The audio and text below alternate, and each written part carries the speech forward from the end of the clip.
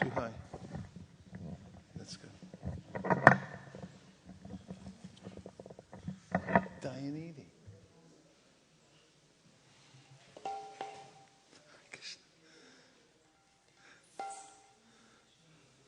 You visiting or did you move up?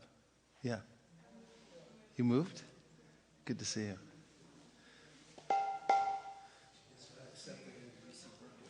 Wow. Congratulations. What department? History. Fantastic. Namo Vishnu Padaya Krishna Prishtaya Bhutale Srimate Bhakti Vedanta Swami Iti Namine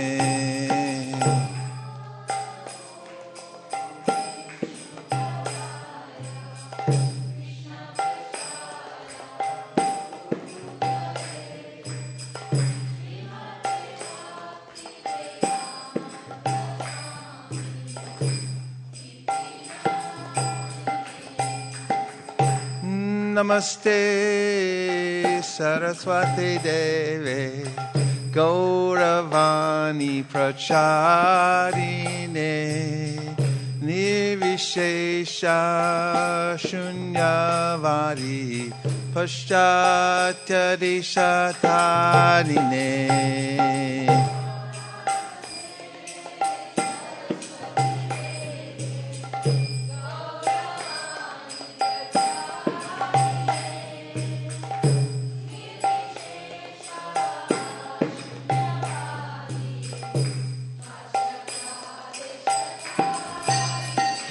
Jaya Shri Krishna Chaitanya Prabhu Nityananda Shri Advaita Gadadha Shri Vasadi Gaur Bhakta Vrinda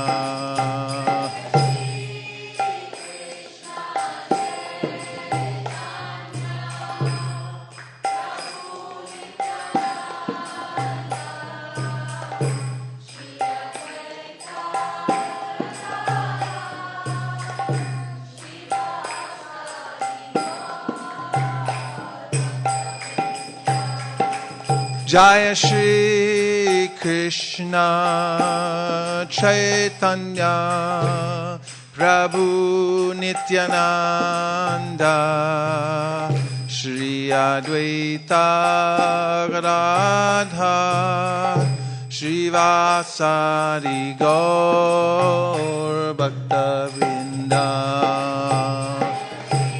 Put out some of those good chairs in the back, about 4 to start with.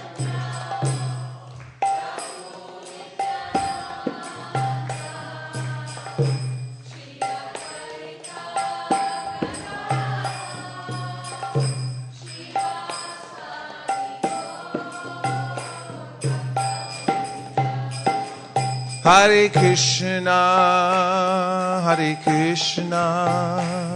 Krishna Krishna, Hare Hare, Hare Rama, Rama Rama, Hare Hare.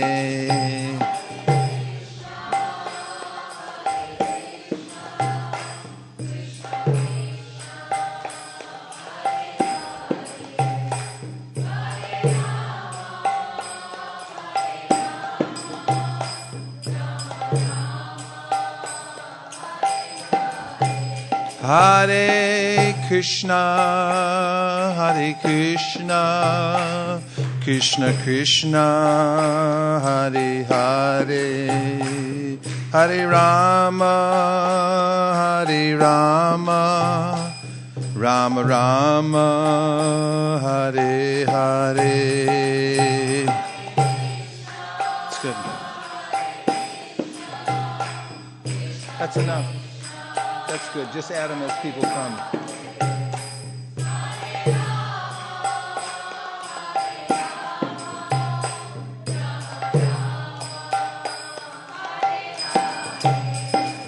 Hare Krishna, Hare Krishna, Krishna Krishna, Hare Hare, Hare Rama, Hare Rama, Rama Rama, Hare Hare.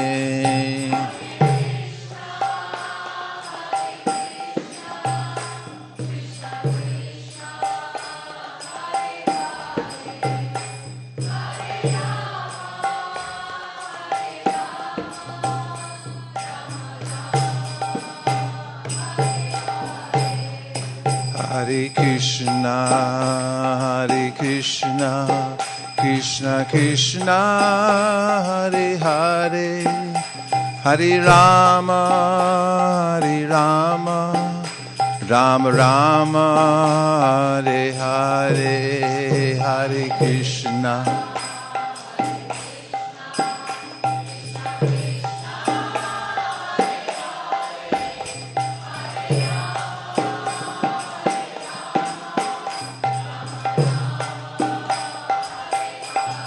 Hare Krishna, Hare Krishna, Krishna Krishna, Hare Hare, Hare Rama, Hare Rama, Rama Rama, Hare Hare, Hare.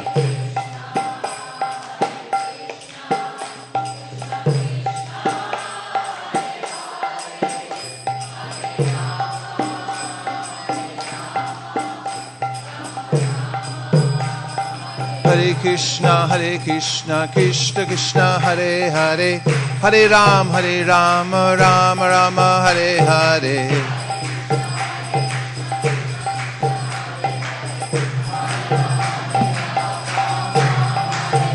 Hare Krishna, Krishna Krishna, Hare Hare, Hare Rama, Rama Rama, Hare Hare.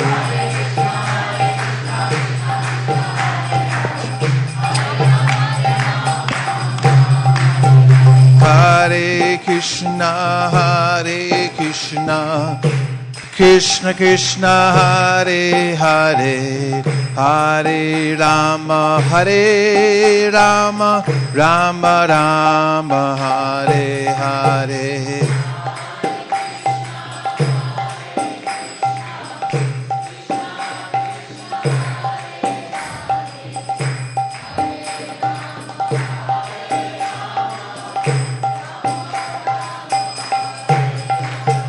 Hare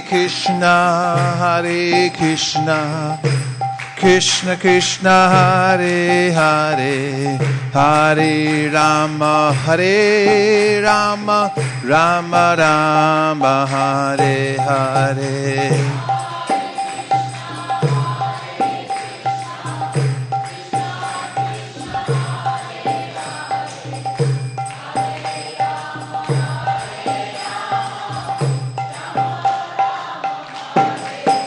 Hey, Hare Krishna, Krishna Krishna, Hare Hare, Hare Ram, Ram Ram, Hare Hare.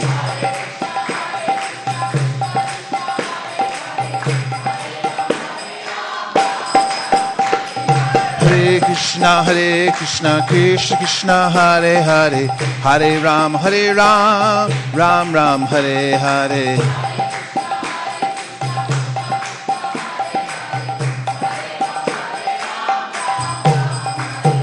Govinda Jaya Jaya, Gopala Jaya Jaya. Govinda Jaya Jaya, Gopala Jaya Jaya. Radha Ramana Hari Govinda Jaya Jaya. Radha Ramana Hari Govinda Jaya Jaya. Govinda Jaya Jaya, Gopala Jaya Jaya. Govinda Jaya Jaya, Gopala Jaya Jaya. Radha Ramana Hari Govinda Jaya Jaya. Radha Ramana Hari Govinda Jaya Jaya. Nitai Gaur Hari Bol, Hari Bol, Hari Bol, Nitai Gaur Hari Bol.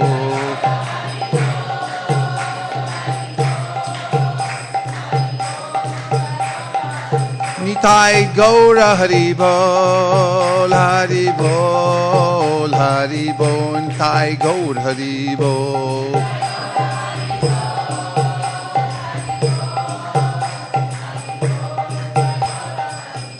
Jaya Jaya Prabhupada, Prabhupada, Prabhupada, Jaya Jaya Prabhupada.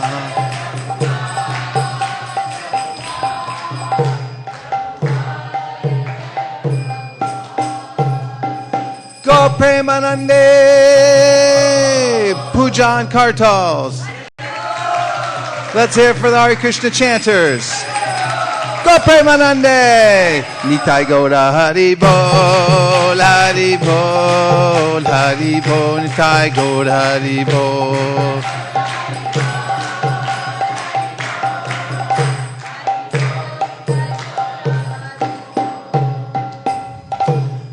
Jayom Vishnupad Paramahamsa Pariradhikacharya Shtotaras Dashishimad Abhay Charanad Avinda Bhaktivedanta Swami Maharaj Srila Prabhupada Ki Jai. Jayom Vishnupad Paramahamsa Pariradhikacharya Shtotaras Dashishimad Srila Bhakti Siddhanta Saraswati Goswami Maharaj Ki Jai. Anantakoti Vaishnavini Ki Jai. Namacharya Srila Haridas Thakur Ki Jai. Prem Zagaho Shri Krishna Chaitanya Prabhu Nityananda Sri Advaita Gadadhara Shivasari Gaur Bhaktavini Ki Jai. Shri Shri Radha Krishna Gopinath Shyamakund Radhakund Giri Govardhan Ki Jai. Shri Vrindavan Dham Ki Jai. Shri Mayapur Navadip Dham Ki Jai. Shri Jagannath Puri Ki Jai. Tulsi Devi Bhakti Devi Ki Jai. Jamuna Devi Ganga Devi Ki Jai. Sabhaveta Bhaktivinda Ki Jai. Shri Rupa Goswami Ki Jai. All glories to the assembled devotees. All glories to the assembled devotees. All glories to the assembled devotees. Go Premanande Haribo. Om Jnana-timirandasya Jnananjana Shalakaya Chakshurun Viditam Nena Tasmai Shri Gurave Namaha. Shri Chaitanya Manobhishtam Stapitam Dina Bhutale Swayam Rupa Kadahmayam Dadati Swapadandikam Vandeham Sri Guru Sri Uta Padakamalam Shri Gurun Vaishnavamscha Sri Rupam Sagrajatam Sahagana Raghunatham Vitam Tam Sajivam Sadvaitam Sadvatutam Parijana Sahitam Krishna Chaitanya Devam Sri Radha Krishna Padan Sahagana Lalita Shri Vishakanvitamscha. He Krishna Karuna Sindho Dinabandho Jagatpate Gopesha Gopika Kanta Radha Kanta Namostute Tapta Kanchana Gaurangi Radhe Vrindavaneshwari Vrishabhanu Sute Devi Pranamami Hari Priye. Vancha Kalpatarubhascha Kripa Sindhubhya Evacha Patitanam Pavanebhyo Vaishnavebhyo Namo Namaha. Jaya Shri Krishna Chaitanya Prabhu Nityananda Sri Advaita Gadadhara Shivasadi Gaura Bhaktivinoda. Hare Krishna, Krishna Krishna, Hare Hare, Hare Rama, Rama Rama, Hare Hare. Welcome everyone to the ISV Sunday program, and especially those who have come from long way away. It's great to see you here. And we're offering our obeisances to Rupa Goswami, who is one of the 6 Goswamis of Vrindavan.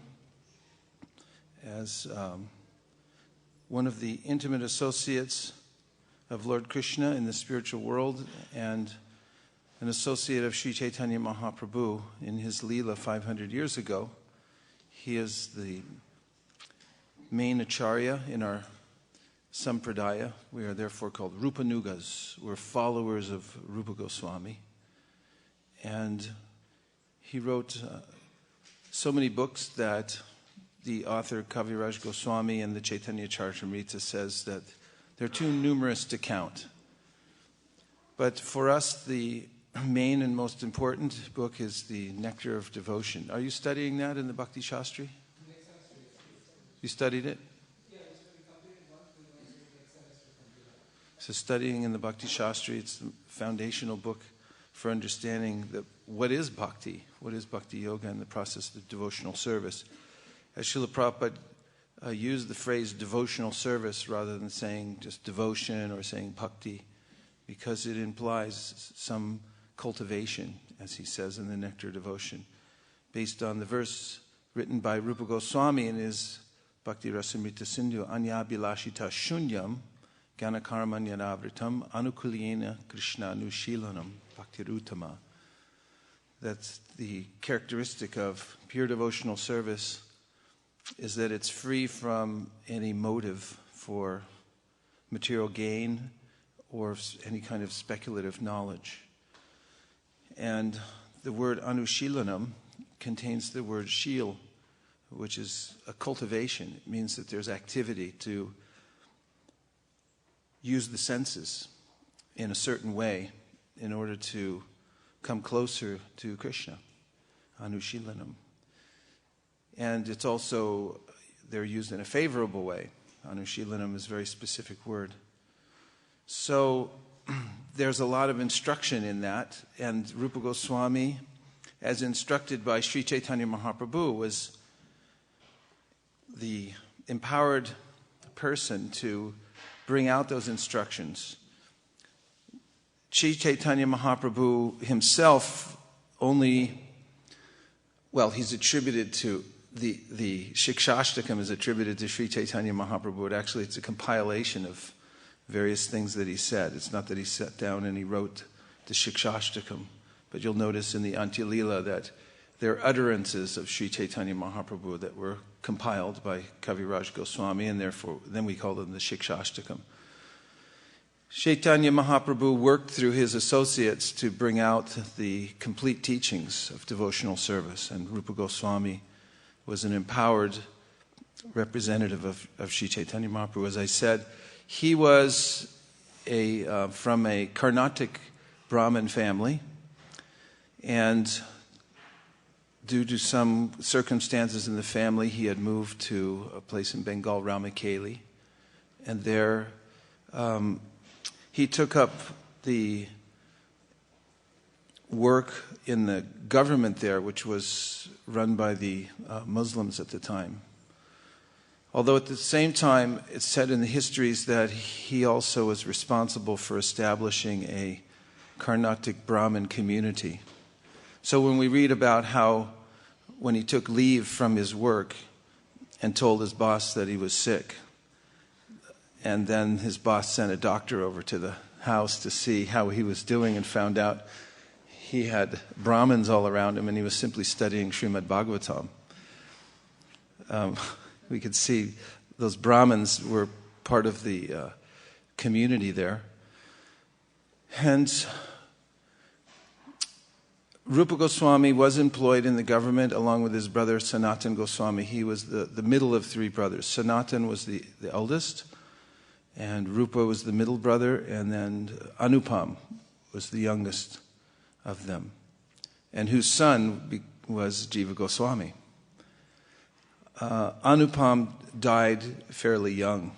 It's not mentioned in the history exactly what he died of. But he and Sanatan he and Rupa were traveling somehow or other. Anupam had died, and Rupa and Sanatan were high-placed ministers in the government of the Nawab, or the Muslim ruler at the time. And they heard about Sri Chaitanya Mahaprabhu. He was on his way to Vrindavan, and they went to see him. And just after seeing him, they decided that they were going to quit their jobs as ministers and join Sri Chaitanya Mahaprabhu. This is significant that the spiritually advanced person, when he or she sees an opportunity, realizes the true wealth in life, then becomes uninterested in material life. Srinivasacharya, writing about the Goswamis, says, Tyaktva Turanamashesha Mandalapati Shrenim Sada Tuchavat. The word Tuchavat means that they threw away as insignificant. What did they throw away? Everything everyone else wants. Turanamashesha Mandalapati means they moved in the most aristocratic circles. They had everything. They had learning. They were respected in society. They knew 7 or 8 languages perfectly. Rupa Goswami himself was a kavi, which is mentioned in some shastra somewhere. It says that in hundreds of years there may be hundreds of poets, but there's only 1 or 2 kavis. It's a very specific designation. And they had wealth. They were very rich. But after they saw Sri Chaitanya Mahaprabhu, Tyaktva, they just gave it up. Tyaktva Tunanamashesha Mandalapati Shrenim Sadatuchavat. And they went to join Sri Chaitanya Mahaprabhu. They came, Rupa Goswami and Sanatana Goswami, to Chaitanya Mahaprabhu with a sign of humility at that time was to put some straw in your teeth and then approach the superior. And they said, please consider us. You're accepting the most fallen, so we must be the most qualified because nobody's more fallen than we are. They considered themselves like that, even though they were such qualified people. And Rupa Goswami actually left his post and went off with Sri Chaitanya Mahaprabhu. Sanatana Goswami was left behind for a while because the governor, the king, actually told him that you either work, you keep working, you're not giving up your job like your brother did, or you're going to go to jail. And he put him in jail because he refused to work.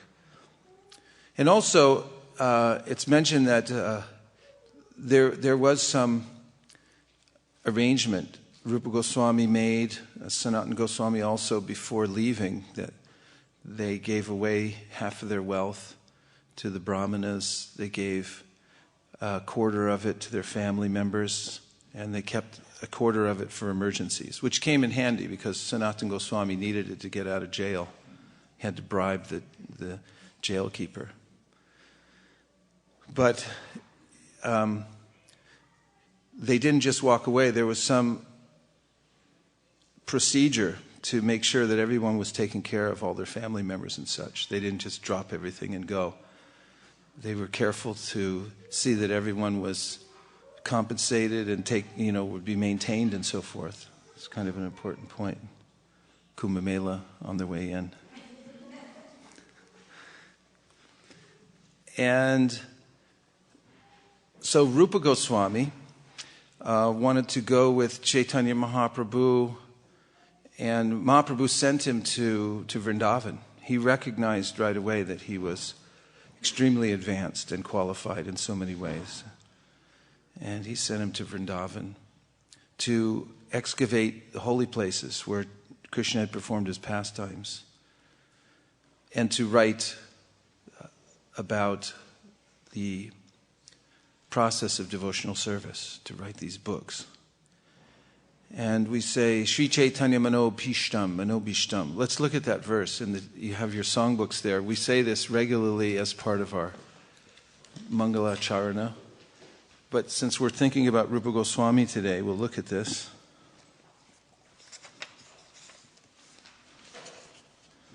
You'll find it on page number 10 in your songbook.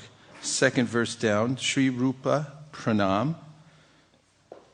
We could say together, Sri Chaitanya Mano Bhishtam Stapitam Yena Bhutale Swayam Rupa Kadamayam Dadati Swapadantikam Sri Chaitanya, of Lord Chaitanya, mana, within the mind. Abhishtam, what is desired. Stapitam, established. Yena, by whom? Bhutale, on the surface of the globe. Swayam, himself. Rupa, Srila Rupa Goswami. Kada, when? Mahyam, unto me. Dadati, will give. Sva, his own. Pada, to the lotus feet. Antikam, proximity. When will Srila Rupa Goswami, Prabhupada, was established within this material world the mission to fulfill the desire of Lord Chaitanya, give me shelter under his lotus feet.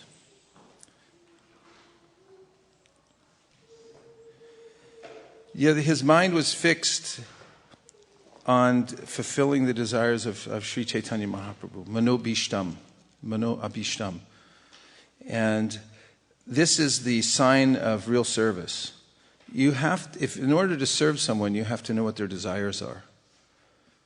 And you have to want to fulfill those desires. In this sense, we say that the served and the servitor are one. Because really we become one in desire. If you are serving someone and you really want what they want, then you become a perfect servitor. In other words, you want to fulfill their desire. If you're a servitor but you have your own interests in mind, there'll be some discord. But this verse is saying that Rupa Goswami was perfectly in accord with the desire of Sri Chaitanya Mahaprabhu. Sri Chaitanya Mano Bhishtam, Stapitam Yena Bhutale. And this is evident in the pastimes of Lord Chaitanya Mahaprabhu with Rupa Goswami, especially in Jagannath Puri. Chaitanya Mahaprabhu had taken sannyas. He went to Jagannath Puri as a consolation to his mother. He suddenly took sannyas. He just got this impulse and he told a few devotees, he told his mother just the night before he was leaving. Nobody knew except for a handful of devotees. And then in the middle of the night he left and went off to take sannyas, left his mother there, disconsolate. And then he made an arrangement. After taking sannyas, he came back to his mother and said that, I must have been in a state of madness when I did this. How could I have ever left you alone like this? And what can I do now? He said, if you order me, I'll just come back. And she said, you can't do that. That would be a disgrace. But at the same time, if you go to Jagannath Puri and Navadvip are practically 2 rooms in the same house, she said. They're connected like that because the devotees are always coming to and from, and the bhav is the same. You know, when you go to Jagannath Puri, you feel Chaitanya Mahaprabhu's presence there, and Lord Jagannath is there, and all the devotees are very much in tune. And she said, you just stay there, and then I can get news of you continually from all the devotees coming and going from that place. So he agreed to do that. So that's why he went to Jagannath Puri. And of course, when he went to Jagannath Puri, he also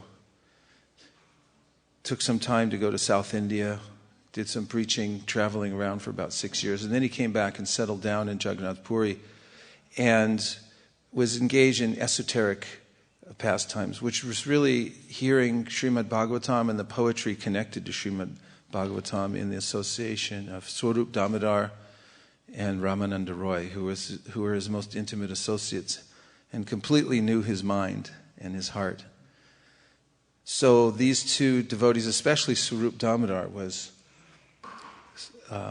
practically on the same level as Chaitanya Mahaprabhu, says the Shastra, in understanding his feeling and so forth for Krishna. And then Rupa Goswami came there to Jagannath Puri, and he was staying nearby. Rupa and Sanatan and Haridas wouldn't go to the temple because they didn't want to cause any turmoil. Because, India is still like this. In some places, if you go come in the wrong place, if you're not from the right caste or something like that, people get all upset. And back then, 500 years ago, it was like that. And so Rupa and Sanatan considered themselves contaminated for having worked in the employ of the Muslim Nawab.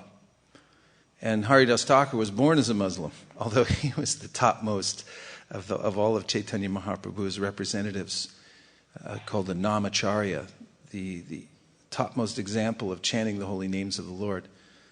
And they lived nearby the temple. They would take darshan of the temple of Lord Jagannath by looking at the chakra. So if you can't go in the temple, then you can look at the chakra and offer your obeisances and still feel the same bhav. So they were doing that, but Chaitanya Mahaprabhu would come to see them regularly. So one day when Rupa Goswami, of course, preceding this is an important incident at the Ratha Yatra in Jagannath Puri. This is a very esoteric, as Prabhu said, a very feeling festival, the Ratha Yatra. Because, and actually Bhaktivinoda Thakur says that this Kurukshetra is the pinnacle of contains the highest feeling in the philosophy of Sri Chaitanya Mahaprabhu for Krishna. Because it's where the residents of Vrindavan came to see Krishna after he had left Vrindavan. And then some years later, they all came there for the solar eclipse. And they saw Krishna, but he wasn't in the same mood as he was before in Vrindavan, wearing a peacock feather and playing his flute, but he was there as a great king with many followers and chariots. And so they were pining for him in Vrindavan. And it's this separation at the same time. They're together with him, they're just in front of him, but they're still feeling separation from him and the mood of Vrindavan, which is considered the pinnacle of feeling in Gaudiya Vaishnava philosophy. So during the festival of Jagannath, which takes place once a year when the carts come, Jagannath, Baladev, Subhadra come out of the temple. It's a fantastic festival. There's this huge road, grand road in front of the Jagannath temple, which is an awesome sight in the true sense of the word when you see the temple even from a far distance away, which I hope you can still see. They're building so many hotels. But previously, it was the only thing you could see in Jagannath Puri. Even 40 years ago, it was like the main imposing, piece of architecture there, and it would take your breath away when you see the temple with the flag flapping in the breeze at the top of the temple. In fact, last night when I was at Damodar Vamsidhari's Prabhu's house, he showed me he had one of the flags from the top of the temple there, and just seeing that flag makes your heart flutter a little bit also. And during that festival, the deities come out of the temple and they mount these gigantic chariots that they rebuild every year. You can go there early. If you go there about a month early, you can watch as they bring in all the wood, and the artisans are there building the whole thing, all these chariots from scratch every year. I think they still do that. They did the last time I stayed there for a while. Hopefully there's a few trees left on the planet. I don't know. And during the Ratha Yatra festival, Chaitanya Mahaprabhu would come with his followers, and they would pull the chariot, and Chaitanya Mahaprabhu and his devotees would dance and sing devotional songs before the deity. And during the Ratha Yatra parade, Chaitanya Mahaprabhu began singing a song which was not a devotional song. It was a devotional song. I mean, this is the interesting part about this. It was a popular song of the time, maybe like you'd say something you'd hear on the radio, or dare I say, in Bollywood. Some song about separation between lovers. Really, at the time, there wasn't a verse to understand this kind of very esoteric separation that Chaitanya Mahaprabhu was experiencing. So he began singing this song. And to some people who were on the outside, it may have seemed a little bit odd. But Rupa Goswami completely understood. Sarup Damodar understood exactly what he was doing, what he meant. But according to Kaviraj Goswami, only Bhakti Sarup Damodar could understand such things. But Rupa Goswami understood it so much. What was being sung, why Chaitanya Mahaprabhu was singing in this apparently secular song about love during the Ratha Yatra ceremony. that when he came back to his hut, his little grass hut that he was staying on, near the temple on the beach, he composed a verse which was in the exact mood of that song, to bring out the exact mood that Chaitanya Mahaprabhu was feeling while he was singing that song. Shri Chaitanya Manobhishtam Stapitam Yena Bhutale. You see by this verse, he knows the mind of Chaitanya Mahaprabhu. He knows the feeling of Chaitanya Mahaprabhu. This is the idea when we say he knew exactly how to fulfill the desire of Chaitanya Mahaprabhu. Shri Chaitanya Manobhishtam Stapitam Yena Bhutale. And then he's bringing that out to the world. That's also very profound, because knowing something and being able to teach it are two very different things. And he was expert in both things. So after he wrote this verse, and interestingly enough, back then, hard to imagine, but they didn't have laptops 500 years ago. Shocking, actually, isn't it? I could still remember when I didn't have a laptop. I remember when laptops came out. They were very heavy, bulky, and hard to carry. And my father missed that whole thing. He stuck to the typewriter to the very end. My mother switched over. She tried to get it. She got into the computer. I just remember my mother in one room using the computer, my father in the other room on the typewriter. They wrote a lot.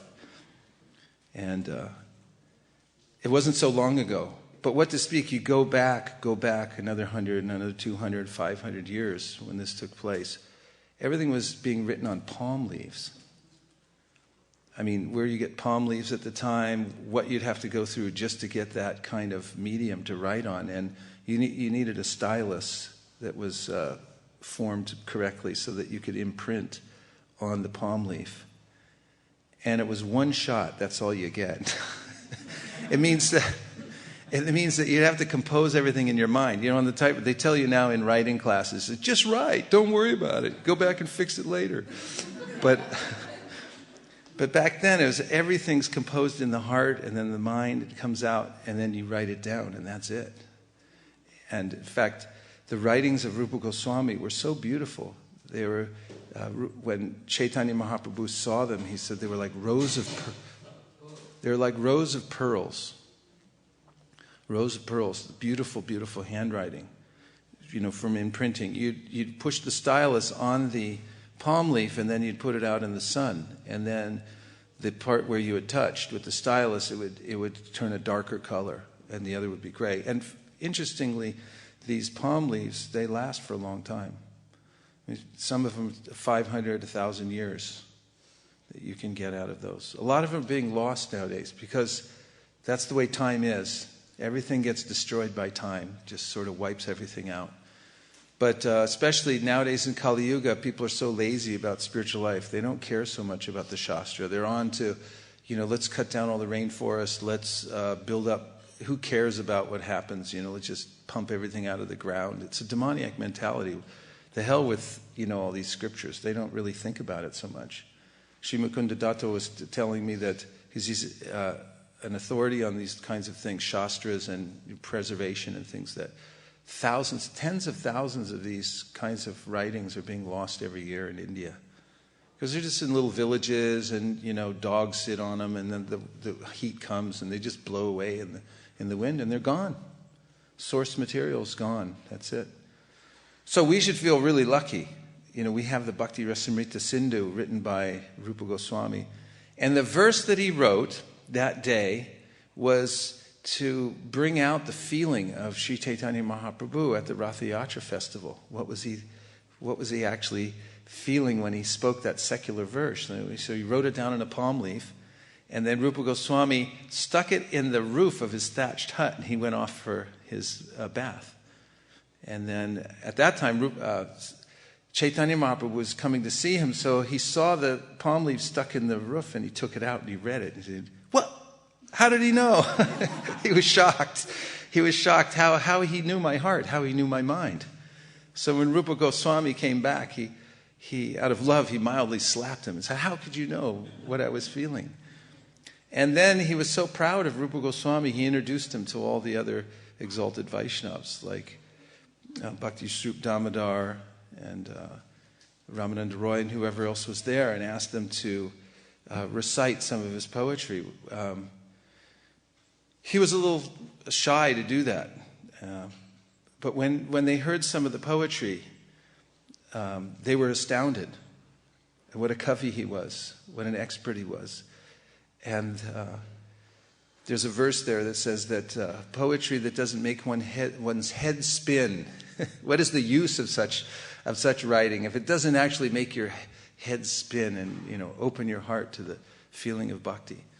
So they all glorified Rupa Goswami, and there was Chaitanya Mahaprabhu was asking them, how could he have understood my mind and heart? And they said, you empowered him. And then Chaitanya Mahaprabhu admitted, he said, yes.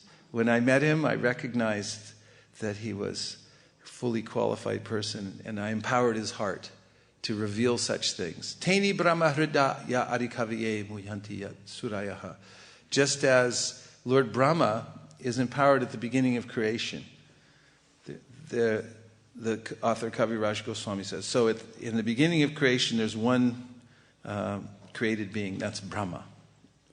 He comes out. And then due to his fervent prayer, Krishna empowers him from within the heart. Taini Brahma Hrida Yari Kaviye. He empowers that first living being from within the heart. He can empower anyone from within the heart, and he does those who are interested in devotional service. Teshams, you had this verse today on the Bhakti Shastri. Tesham satata yuktanam bhajatam priti purvakam dadami puddhi yogam tam yena mam upayanti te. To those who worship me with love, I give the understanding. I illuminate their intellect so they can understand. Labdha buddhi awakens the spiritual intelligence so that person knows how to come to me, he says. And Tesham ivanukam partam ahama jnanajam tamaha nashayam yahabhavasto jnanadipena bhashrita. He illuminates the heart like as if with a lamp, so you can see.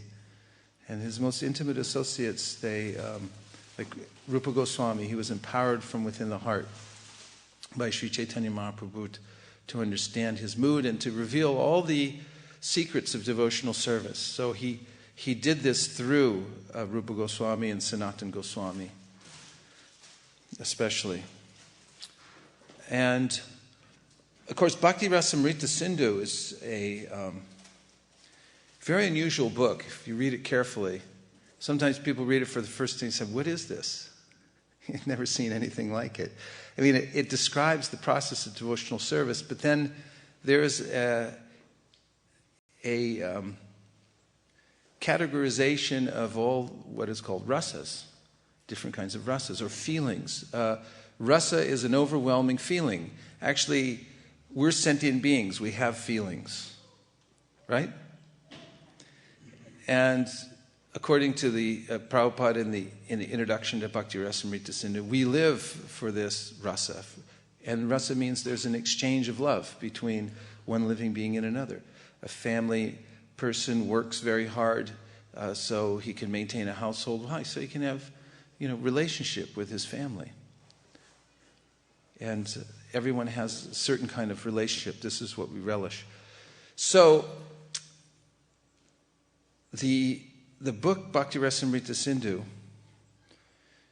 gives a complete description of various kinds of rasas or feelings that one experiences through relationships with Krishna, through one's relationship with Krishna.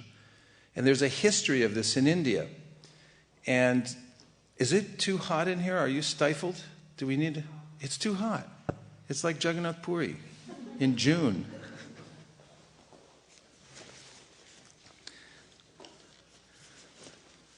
We should never be too hot again now that we moved out of that little place.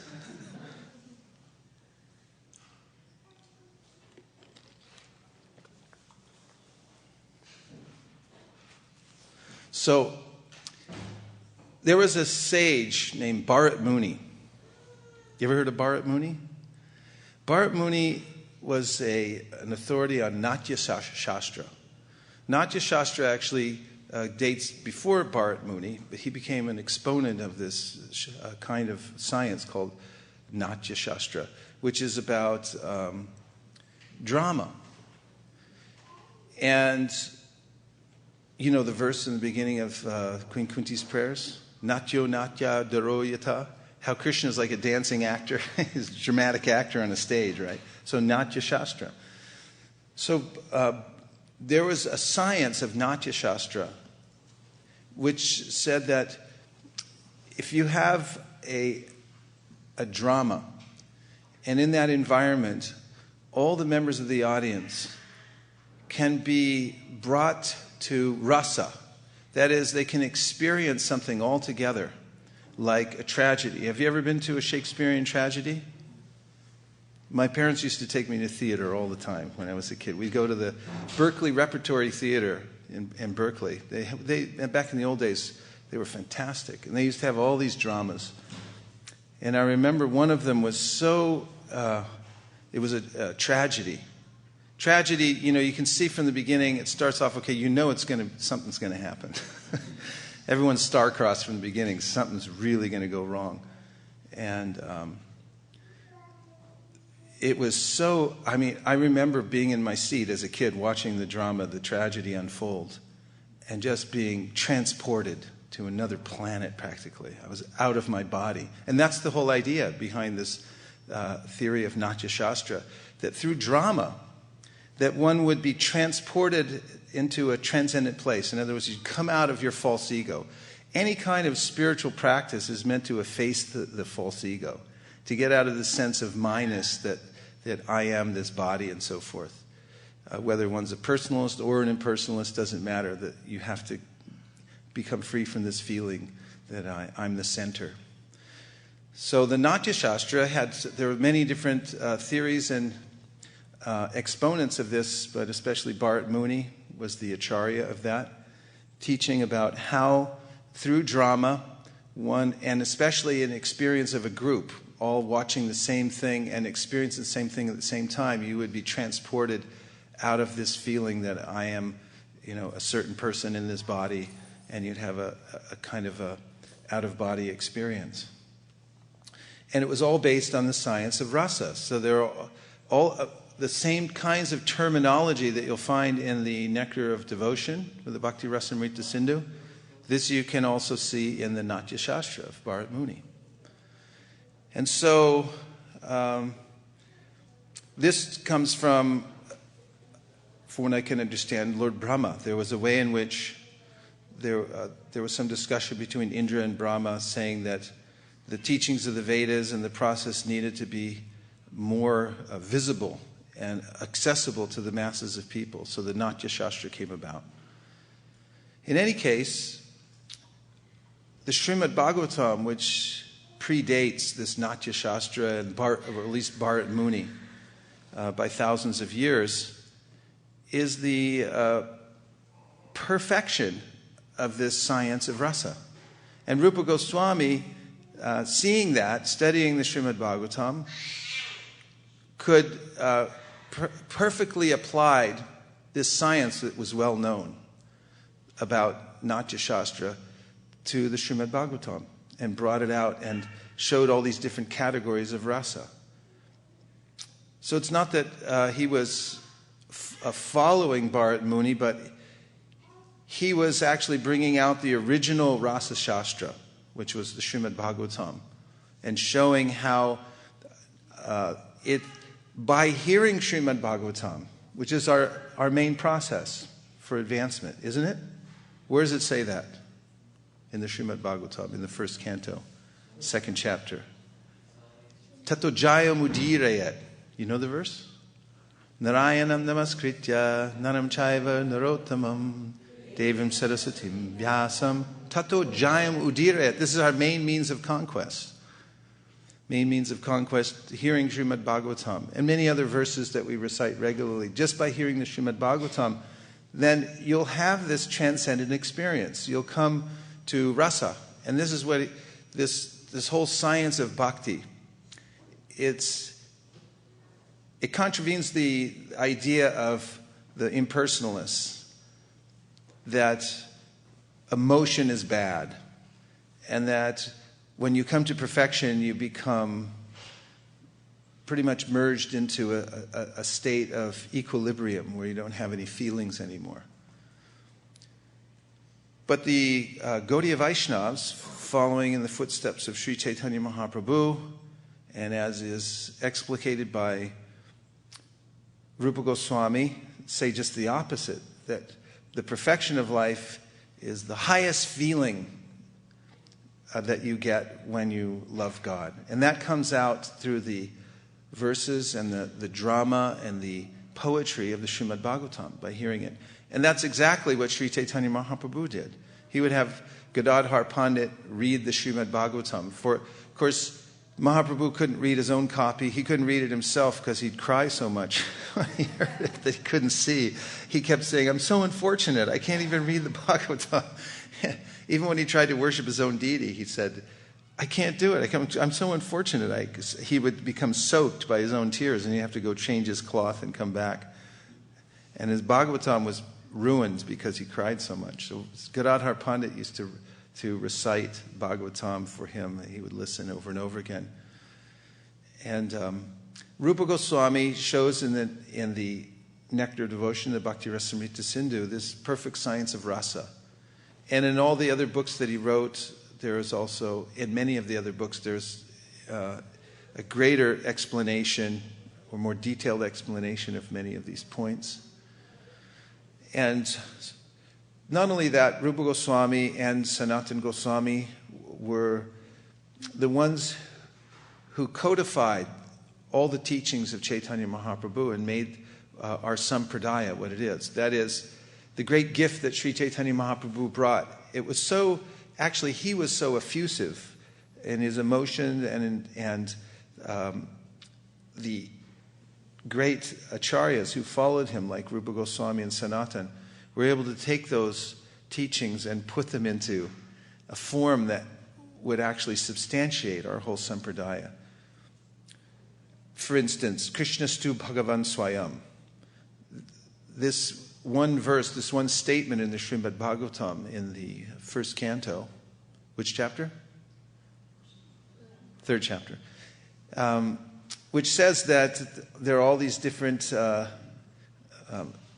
incarnations of Krishna, but Krishna is the fountainhead of all of them. He's the source. Krishnastu Bhagavan Swayam. He's the original. Not everyone says that.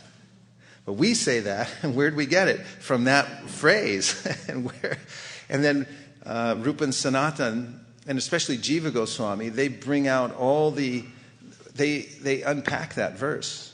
And their teachings, like in the Sandarbhas, the Bhakti Sandarbha and Bhagavat Sandarbha, he proves through all the Shastras. They bring in all these Shastras. They're called Shastra Sunipana. They're expert in all the Shastras. Nana Shastra Vichara Naika Nipuno, Sunipuno. They're expert in bringing together all the Shastras to prove this point, that Krishna is the Supreme Personality of Godhead. Otherwise, why are we worshiping him? And Kaviraj Goswami says, Siddhanta Bolya Chitta Nakara Alash. Don't be lazy about understanding these points. Don't think, whatever.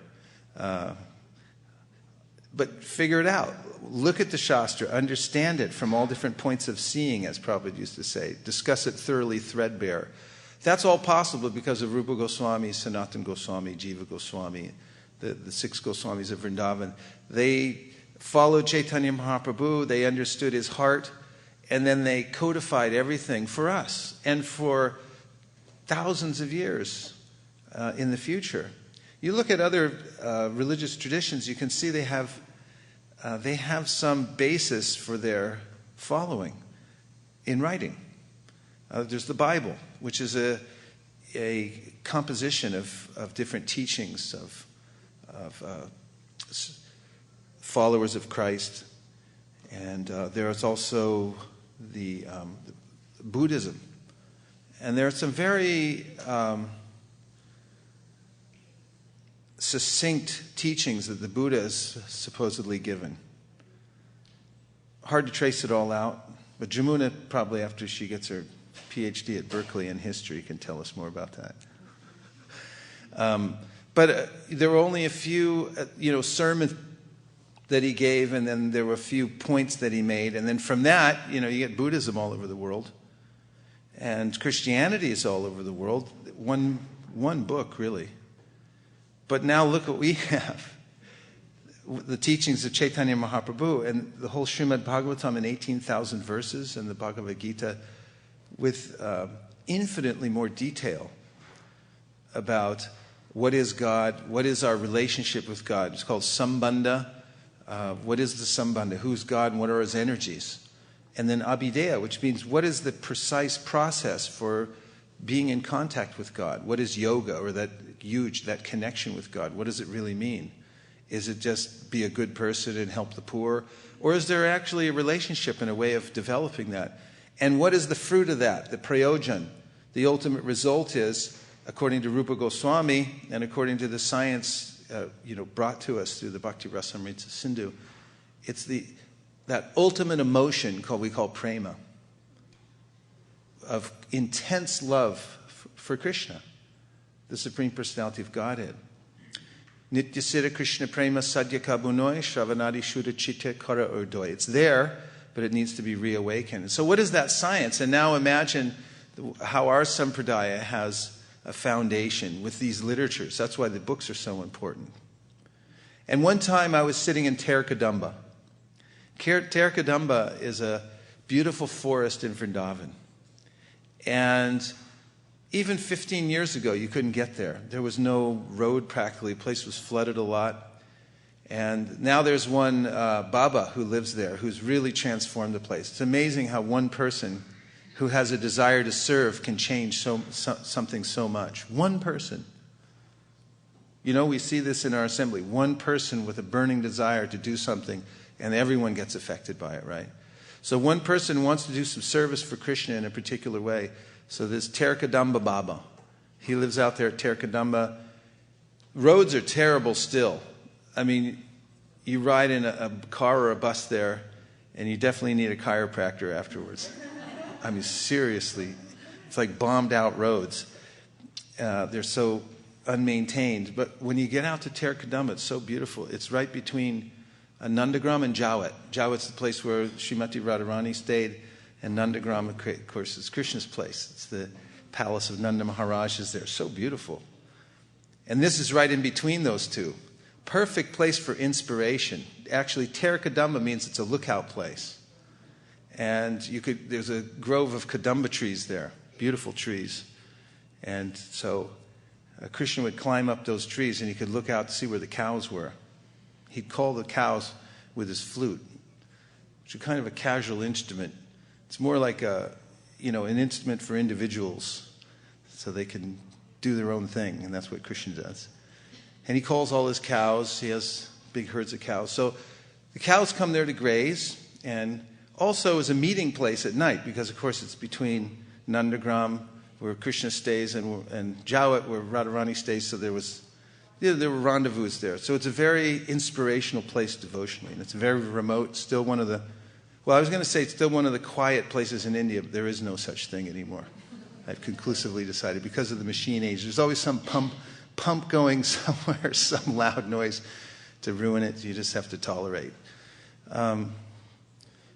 So in that place, Rupa Goswami, and this is good for devotional meditation, to go to a place, pastoral place, where you can sit and remember Krishna's pastimes. So it's important sometimes to go and sit in these holy places. And this is one of the beautiful places you can go. You can just spend the day out there. And you won't be harassed for money or anything like that. Barely anybody goes out there, except some devotees will come out there. A busload of devotees will come and go around. But there are places you can hide when they come and go and just be on your own and chant there. I was there a couple years ago, and I had this really powerful revelation afterwards, because I came back. It must have been many years ago, the first time I went there, because then I came back, I was still working at the San Francisco airport. Not as an employee, but distributing books. I had my own booth out there for a while. And I remember that I had just been in Terkadamba, and I was thinking about how Rupa Goswami had sat there and he had meditated on Krishna and was writing his books, including the Nectar of Instruction. I mean, he actually sat and wrote that book in deep meditation under some tree somewhere. And it was in Terkadamba. So I was in the airport and I sold a nectar of instruction to a young student from Taiwan. And he was very appreciative that this was a bona fide Indian book that was from an ancient teacher, then it would tell him something about yoga. And he put it in his little carry-on pack, and he walked off and caught his flight. And as he walked away, I was thinking, what would Rupa Goswami think about this? Did he envision that, there would be airports? Did he envision that Prabhupada would go around the world and, establish this sampradaya and that he would bring the books out? I mean, how Rupa Goswami's book was brought from underneath a tree in Terikadam, written on a palm leaf, and then passed down to us. This is the parampara at its greatest, isn't it?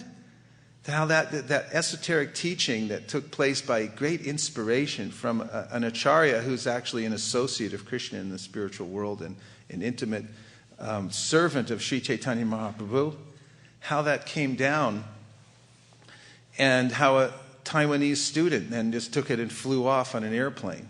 And somewhere, I imagine, that book is sitting in Taiwan on somebody's shelf. Maybe someone read it. Maybe someone's following Krishna consciousness because of it.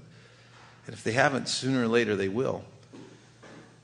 So I was appreciating how the great acharyas, through their intimate connection with Sri Chaitanya Mahaprabhu, and most particular how Rupa Goswami, because Sri Chaitanya Mano Bhishtam, Stapitam Yena Bhutale, with his intimate understanding of the mood of Sri Chaitanya Mahaprabhu, and following the order of Chaitanya Mahaprabhu, compiled these books.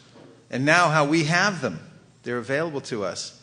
And they're going out to people all over the world who can take advantage of them. It really made my hair stand on end thinking about that. It was also a revelation that's our connection to Rupa Goswami, to the author. What is an author like more than anything? He likes people to read his books. What is he like even more than that? People to distribute his books. It's a fact. When Prabhupada saw that devotees were distributing his books, he was like, come over here, I want to talk to you about this. Once when we were in Washington, D.C., I was at National Airport with Pragosh and Subhuti Roy, and I had a penchant for staying out later because I like to do a little bit more at the end of the day, so I took a cab home. Big mistake, because they came home in the temple car, and when they pulled up, Prabhupada was there in 1976, July.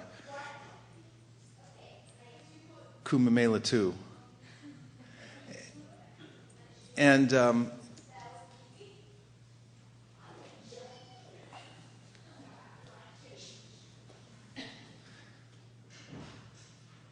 as soon as they pulled up in the car, and Prabhupada saw them get out of the car wearing pants and shirt, which was rare back then. I mean, it meant something was going on. He said, what's that? He asked Harisari, and Harisari said they just came from the airport distributing your books. Prabhupada said, call them in. And Prabhupada was staying in a little house that's still there on the property in Washington, D.C. in Potomac. So they went in there, and Prabhupada he debriefed them. So what are they saying? What are you saying? Pragosh told Prabhupada there was a serviceman in the airport.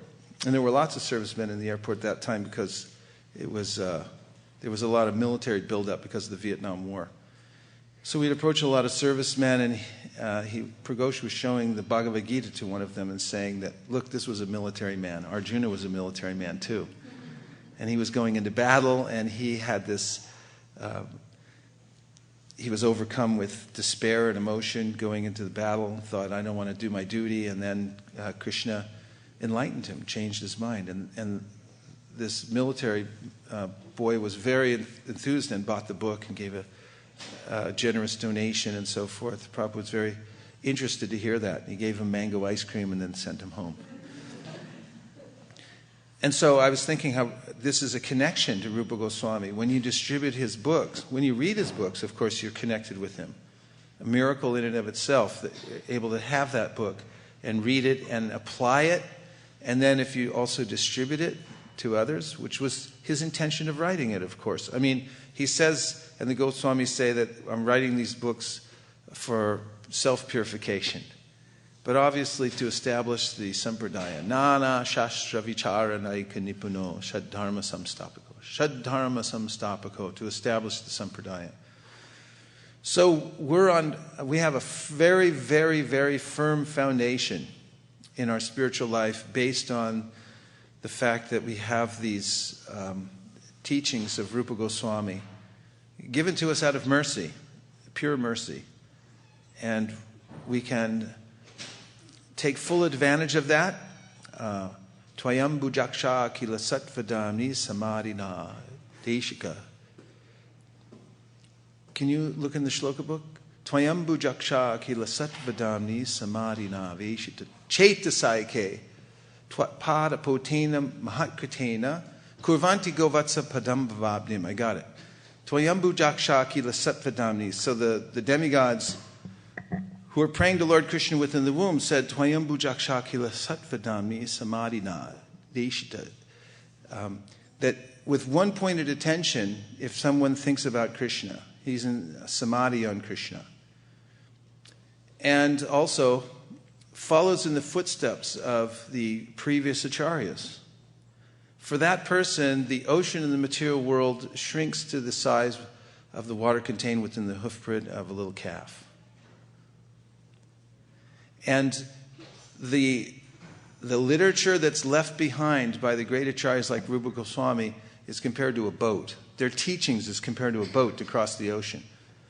But those teachings and the very act of following these acharyas is so powerful that as soon as you approach the boat, in other words, your full intention is, I'm getting in the boat, I'm going to take this across. As soon as you approach the boat, the ocean shrinks. That's how powerful following is. Following. If you follow the acharya, then everything becomes available to you. If you don't concoct, as soon as you concoct something and you think, I know better, become over-intelligent. Of course, you don't want to be under-intelligent either, as I heard a Kurnath say the other day. Some people, that's over-intelligent. Yeah, but don't be under-intelligent either. But don't concoct anything. Find out what Rupa Goswami wrote in the Nectar Devotion. It's the most important book. And then follow it. That's all you have to do. And if you do that, then the ocean of the material world shrinks to the size of the water contained within the hoofprint of a calf. Govatsa padam. Everyone say Govatsa padam. Yeah, a little calf. He puts his foot in the mud and then you get a tiny little puddle. Not even a puddle, it's I don't know, what do you call a tiny puddle? There should be a new word for that. But a Govatsa padam, that's how you can just easily step over. So by the mercy of Rupa Goswami and the great acharyas, we're given that opportunity. Everything's there before us. It's the rope that's lowered down to us. We just have to hold on to it, find out what the teachings are, and then follow. Now we'll take some comments or some questions. Hansapriya. And by the way, we're broadcasting today live from the Himalaya. Did you know that? Thank you for elaborating the word manovistam. It really manifested in our heart by increasing the attachment and love and affection for the teachings of our acharyas. So thank you very much. Thank you, Hansapriya.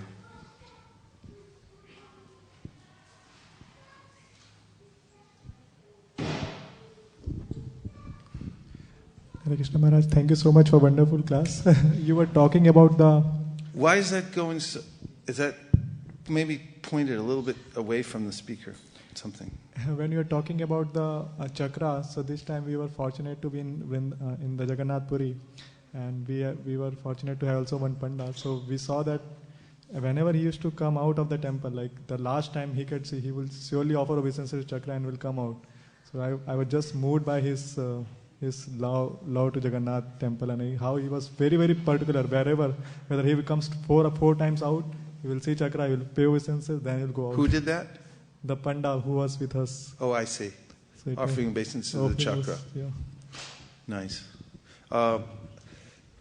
For those of you who are following online today, you can text in at 650-245-7018. That's 650-245-7018. 650-245-7018. Where operators are standing by to take your calls. Yes. Vrindavan Priya. Actually, I was on the phone earlier before I came in, and I heard you were saying something about the Natya Shastra and about dramas. So I was not sure if I missed anything in that particular section. So is there anything in particular you would like to say about dramas? Well, I don't know what you heard and what you didn't hear, but just that there's a science which was brought forth by Bharat Muni and popularized, and then later there were some Kashmiri Shaivites who became very enthusiastic about the whole science and also propagated it, that through drama the audience could have a transcendent experience. They would experience rasa, this intense emotion, overwhelming emotion, and they would be in the moment. Very rarely are we ever in the moment. I'm always thinking about the future or the past, but that through this medium of drama, one actually would be transported, and in that Srimad Bhagavatam is transportative, and that's exactly how Rupa Goswami presented this. That by hearing Bhagavatam, the rasa would be awakened, and you'd actually be connected to the transcendent rasa, and that would be your connection. That is your connection. You'd feel your eternal connection to Krishna. Yes. Thank you, Prabhuji, for very nicely explaining that how just distributing literature is pleasing whole parampara. And the one question I have, like you mentioned, that means when you take shelter of acharyas, the ocean of material world, like it sinks to the puddle of the calf. But if we concoct with our over intelligence, then it may not work out that way. So can you elaborate that in our life to see that we are not concocting or we are not deviating from Acharya's teaching? Well, this requires the right mood, for one thing. In the Bhagavad Gita, Krishna says, Tadvidi pranipatena priprashnena sevaya upadakshanti te jnanam jnaninas tattvadarshina. That you should approach a person who is qualified, has knowledge, is authorized to give the knowledge, and you should do it in the right mood. What is the right mood? That you should, first of all, pranipat means you're going there in submission. You're submitting. When I went to school, I noticed that students weren't all that submissive to professors. I was shocked, actually. So I've been trained as a brahmachari, and I went into some college classes, and there would be people sitting there with their feet on the desk practically, and I just noticed how important it is to be submissive. If you're going to hear from somebody, you have to accept them and be open and not challenging. You have to submit. So tadvidi pranipat. Pranipat means you go forward with an open heart. Prashnena means that you should ask relevant questions. And if you go forward to a qualified teacher with an open heart, you will have these kinds of questions. You will have these kinds of questions because you'll feel that I have no other recourse, I have no other shelter, and because you want to make progress, you'll ask, and you'll feel comfortable to ask. And then sevaya, you should render service. Because yasya devi para bhaktir yata devi tatagaro tasyaite katita hyarta prakashanti mahatmanaha. That when one has implicit faith in both Guru and Krishna, and faith is proved, by the way, by service. It's not, you say, I have faith, but I'm not going to do anything about it. Your faith isn't proved. Try that on your husband or wife when they come home and say, yeah, I really love you, but I'm not going to lift a finger to help. Or I almost cooked you dinner. That's how much I love you.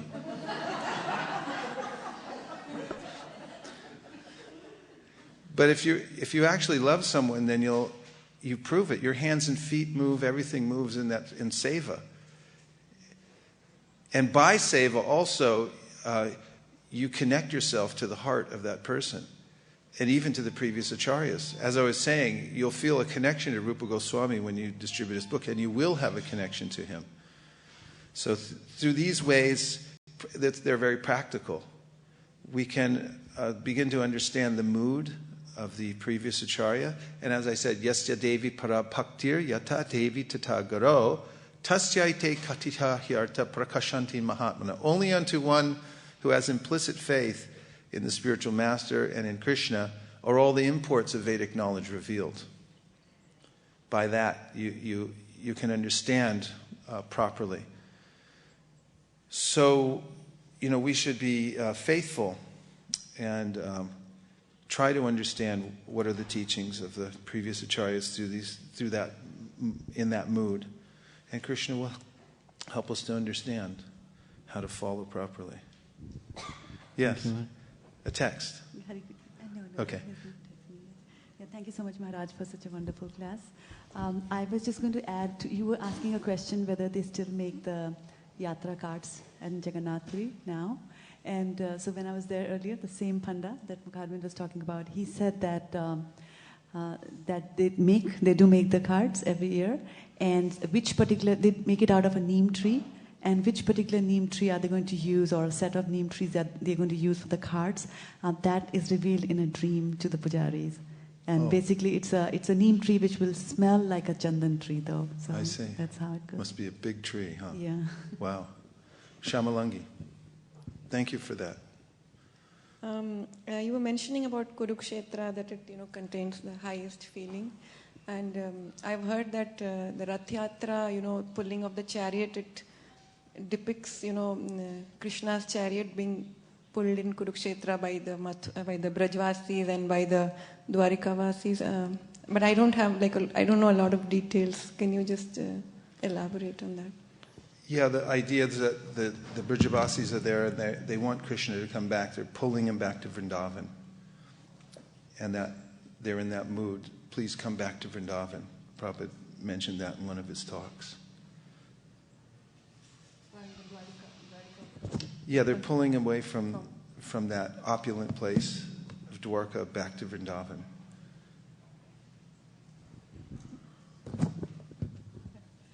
So Maharaj, Rupa Goswami and Sanatana Goswami didn't have a family, like they didn't have sons and children? They may have. There's not a lot known in all the history books, even their previous names, although Dabir Kash and Sakar Malik are mentioned. Those are titles, they're not really names.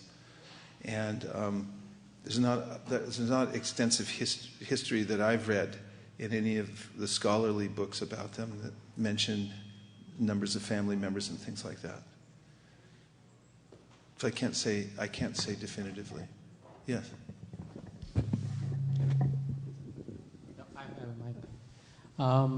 You said that in the Rupa Goswami, he said that the ocean, the material ocean, shrinks to a puddle in the hoof print. So I was reminded of a very mundane example from the modern science. The scientists were speculating that these galaxies are so far away, how can we cannot travel faster than light, speed of light. So how can we ever reach there? But then they were speculating a theory that how if we can contract the space, because there is no restriction on how fast you can contract the space. And looks like we have already a prescription in the Rupa Goswami's instructions. Looks like bhakti can take you there. There it is.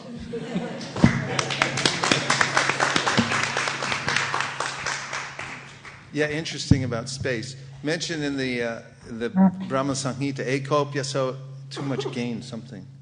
Ekopya so racharitum jagaranda kotim yachshaktirasti jagaranda chayayaranta andantarasta paramanu chayantarastam govindamari purusham tamaham.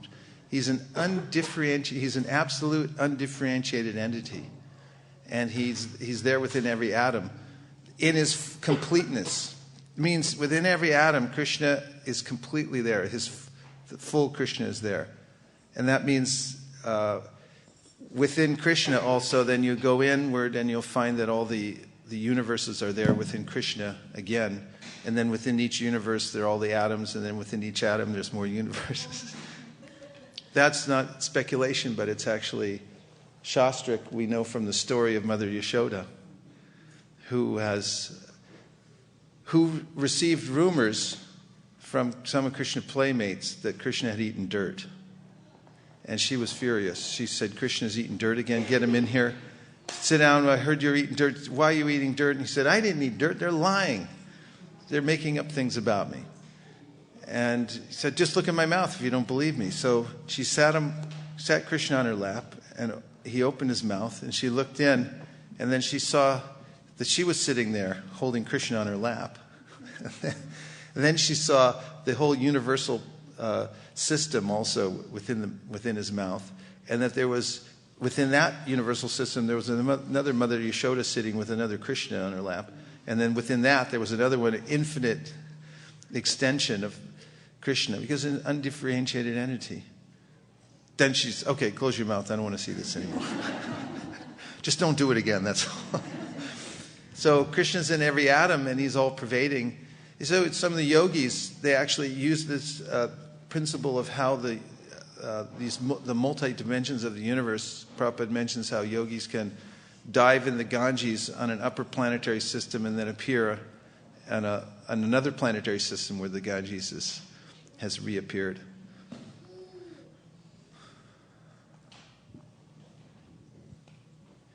Narendra. You talked about rasa. You got to put that microphone 1 inch from your mouth. Yeah. You talked about rasa. What is this rasa? Rasa cannot be a feeling, because our feelings are all attached with body. Well, they are now. Our feelings are all bodily feelings, and so when you are talking about rasa, it is not a feeling. It is no, it is a feeling, but the rasa we're experiencing now is material rasa.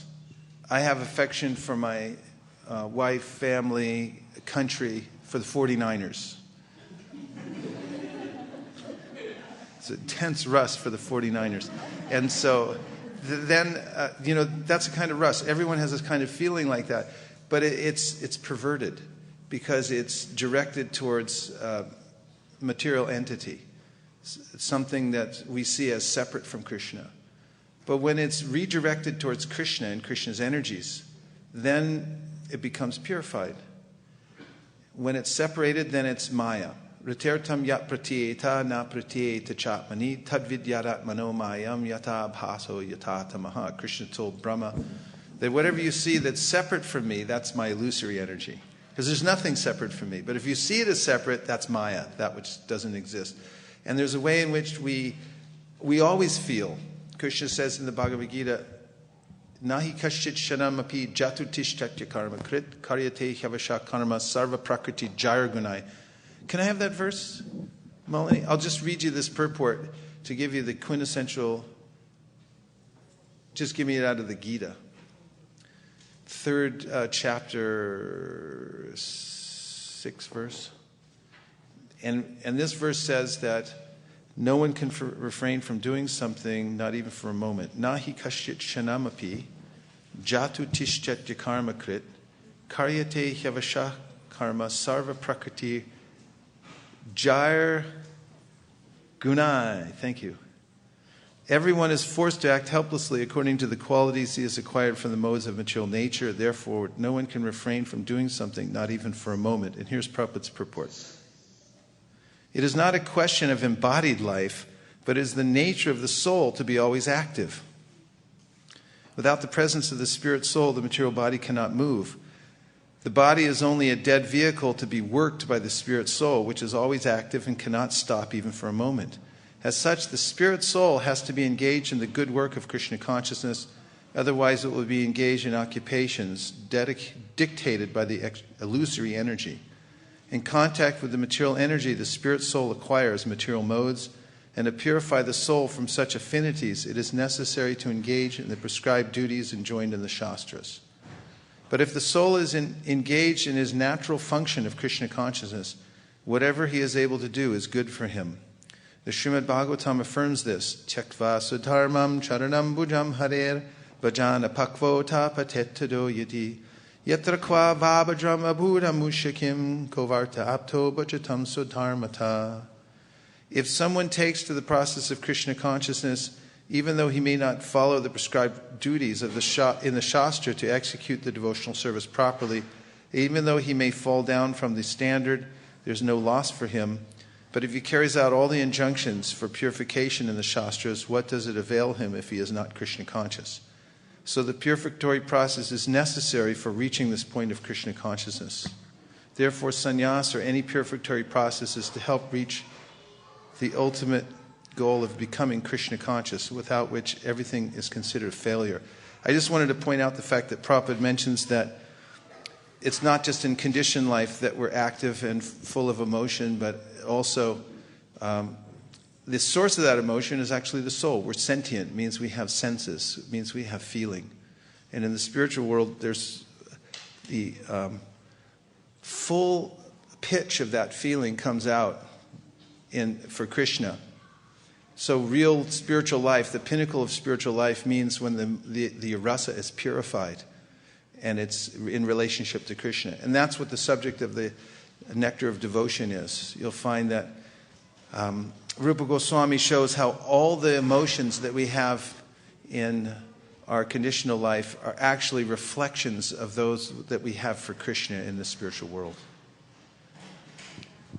And I'm feeling the rumblings, so I know that the class has come to an end.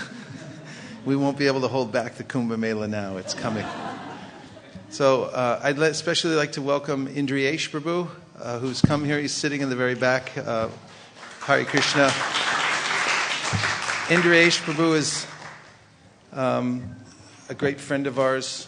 He's the son of Shubhavilash Prabhu, who's one of the luminaries of the Krishna consciousness movement, who helped found the Toronto Temple and was very close with Srila Prabhupada. And Indriyesh, I knew him when he was a tiny little boy. And now he's one of the leaders of the Sankirtan movement in Toronto. I always say that Subha Vilash Prabhu doesn't have a family, he has a dynasty. All his children have taken up where he has. So I'm so especially pleased to see you here at ISV. Thank you very much for coming. Hare Krishna. Please give him a warm welcome.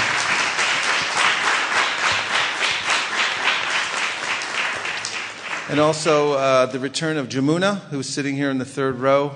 She just got admitted to UC Berkeley and is going to be studying history there. And somehow, by her good fortune, she's moved back to the Bay Area. So welcome back to Jamuna. Hare Krishna. And to all the other devotees who have come here, welcome. Now we're going to have... Yes? Pardon me? Where's Sri Ram's here? Now things are really looking up. Well, for those of you who don't know, Sri Ram is the illustrious brother of SKP, Sri Krishna Purushottam. And we had the good fortune of traveling with him throughout South India and brainstorming a whole plan for making a book distribution revolution in South India, which is afoot. We're working it out now. And we're going to ask everyone to help and participate sometime soon. So welcome back to Sri Ram. Haribol.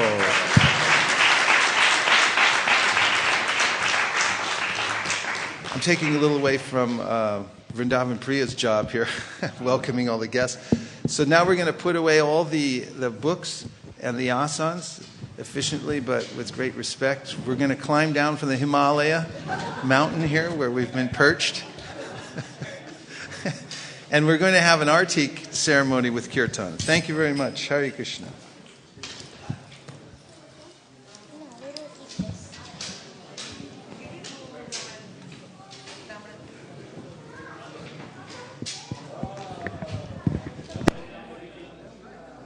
From here?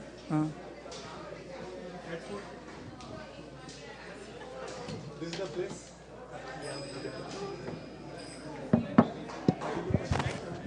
Actually, it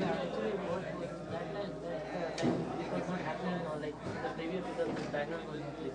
So now everything is like you can prepare here. So yeah, you can take off or take off.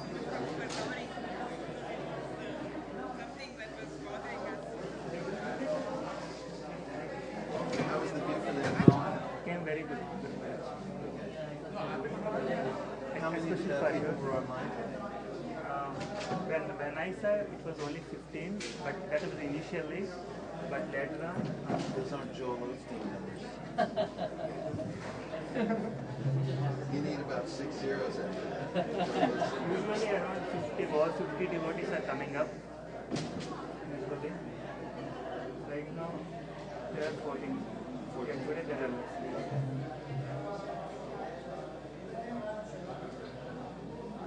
And it came out anywhere because you wear it white dress. On a calendar, make a graph and then put a little number for each one. Yeah. And let's see, let's follow the graph and then we'll try to correlate what gets people out and we'll try to get some analysis. Yeah, we'll put in the numbers every day. So. I like your little cadence back there. That's where it's happening.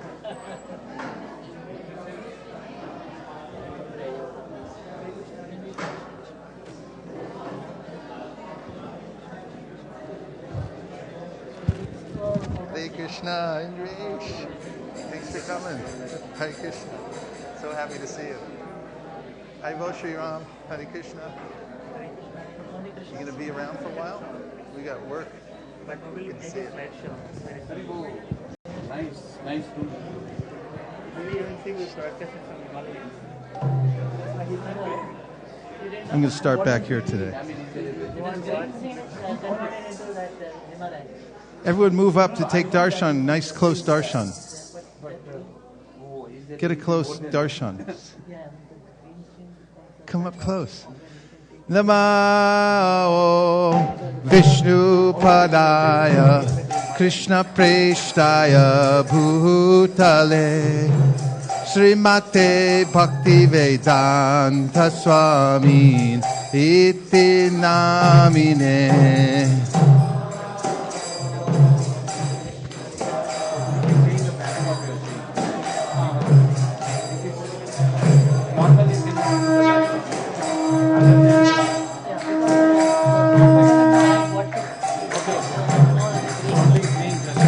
Namaste Saraswati Deve Gauravani Pracharine Nirvishesha Shunyavadi Pashtacharishatarine.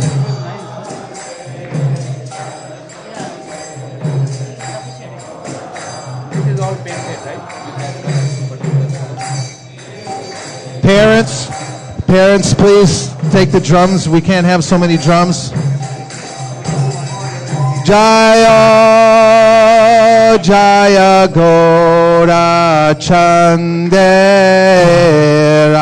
Rotiko Shobha.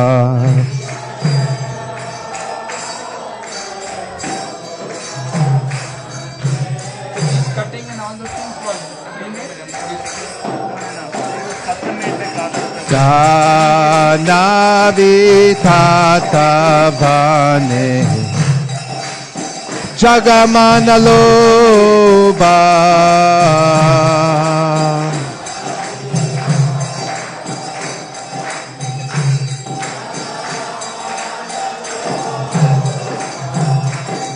Jagajana Mana Lobha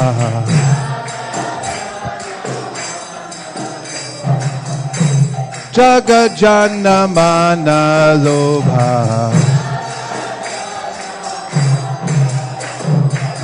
Gaurangera Rotik Shobha Jagajana Mana Lobha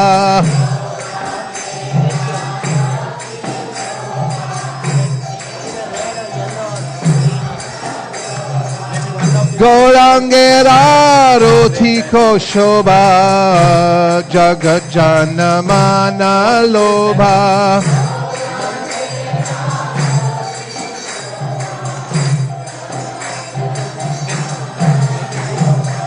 Jagajana Mana Lobha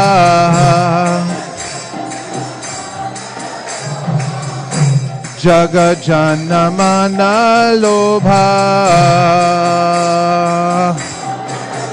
Haribol, Haribol, Haribol, Nitai Gaur Haribol.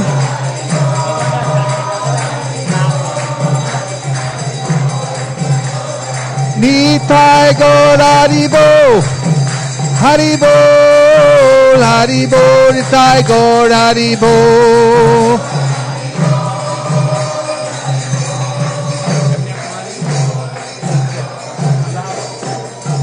Dakine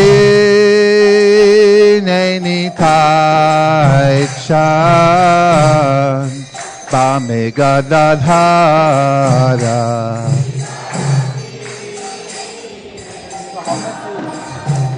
How much did it cost all these things?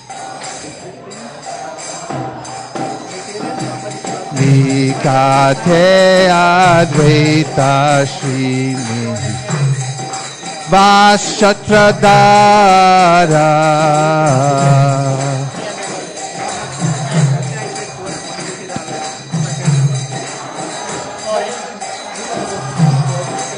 Vasi Ache Gaurachan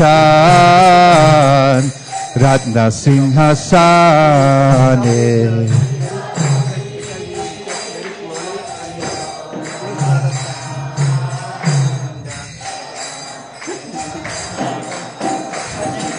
Arati Korena Brahma Adi Devagane.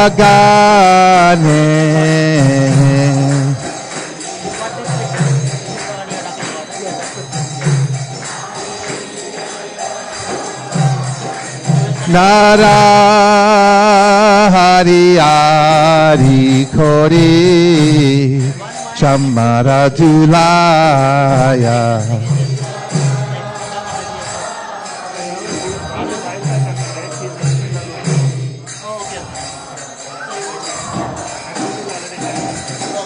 Sanjaya Mukunda Basu Gosharigaya.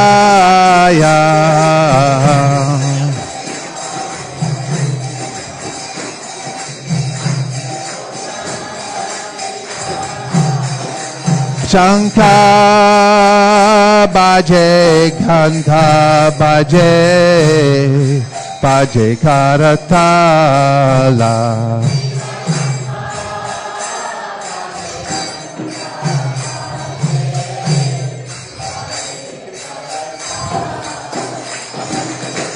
Madhura Mridanga Baje Paramarasala.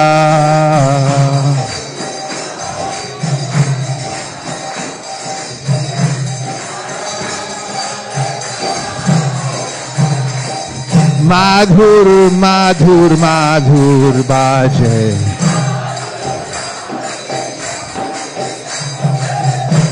Madhur Madhur Madhur Baje Shankha Baje Kanta Baje Madhur Madhur Madhur Baje.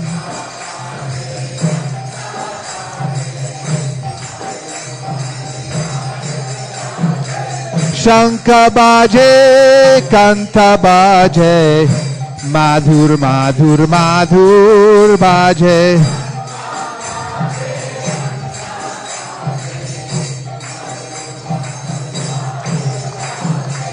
Madhur Madhur Madhur Baje. Madhur Madhur Madhur Baje. Hari Bol, Hari Bol, Hari Bol, Sai Gaur Hari Bol.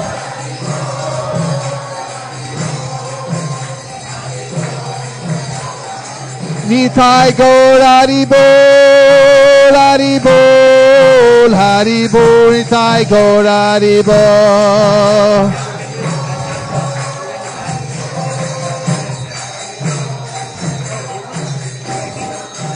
Bahu Koti Chandra Jini Banana Hujwala.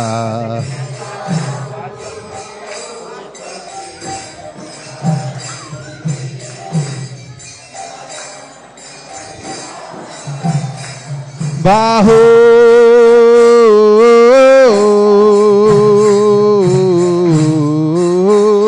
Koti Chandra Jini Vadana Hujwala.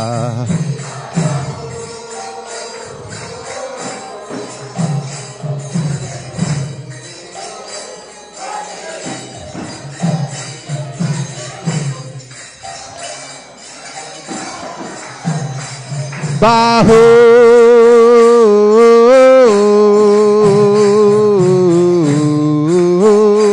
Koti Chandra Jini Vadana Ujwala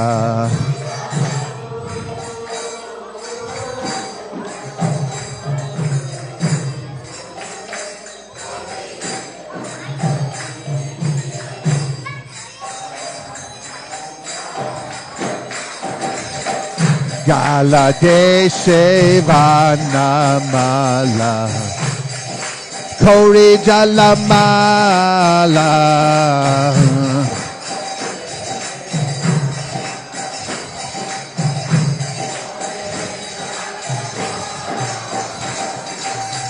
Gala Deshe Vanamala Kori Jalamala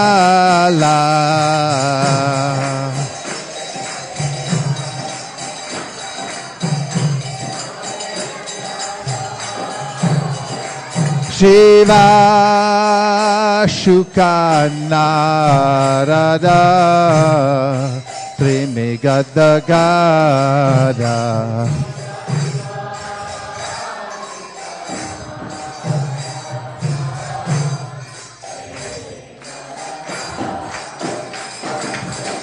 Bhakati Vinoda Deke Gaurara Sampada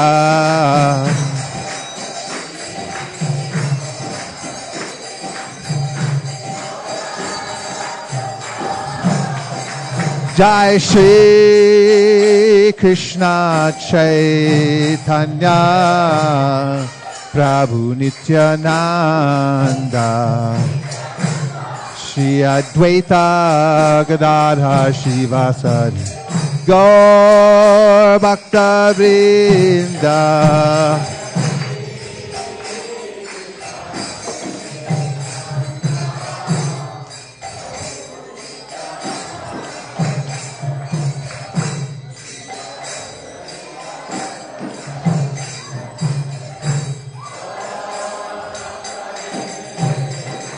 Jai Shri Krishna Chaitanya Prabhu Nityananda Shri Advaita Gadadhar Shivasari Gaur Bhakta Vrinda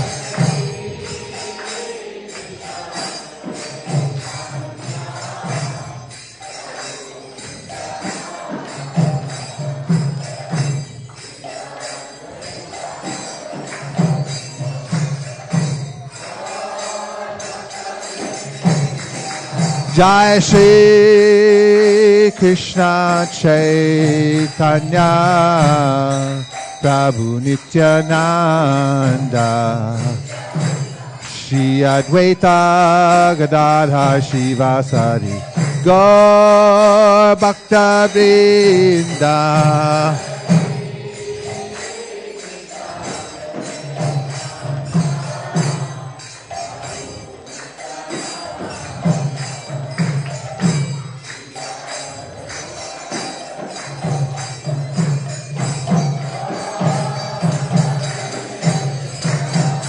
Shri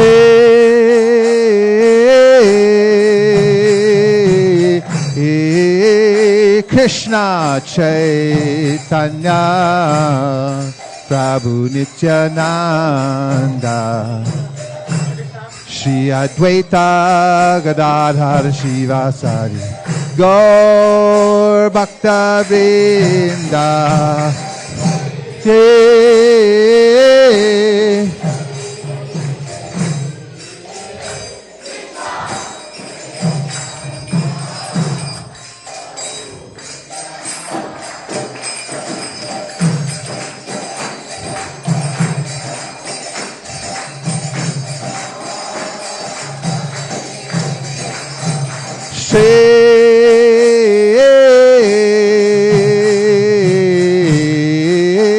Krishna Chaitanya Prabhu Nityananda Shri Advaita Gadadhar Shivasari Gaur Bhakta Vrinda.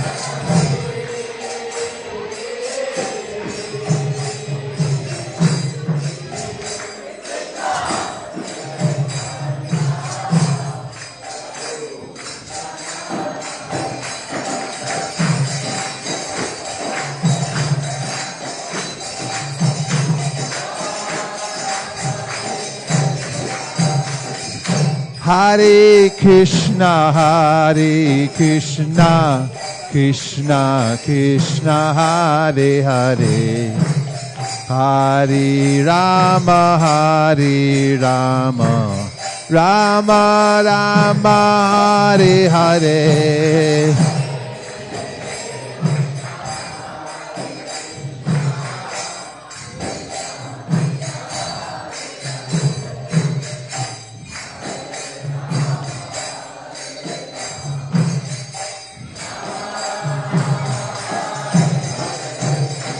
Hare Krishna,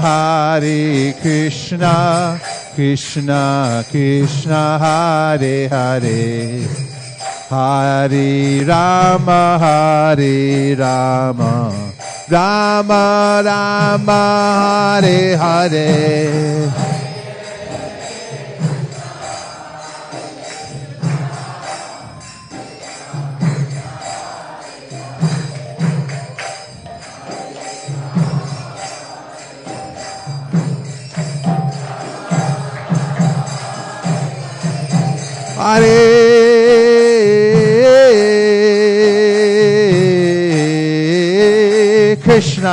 Hare Krishna, Krishna Krishna, Hare Hare, Hare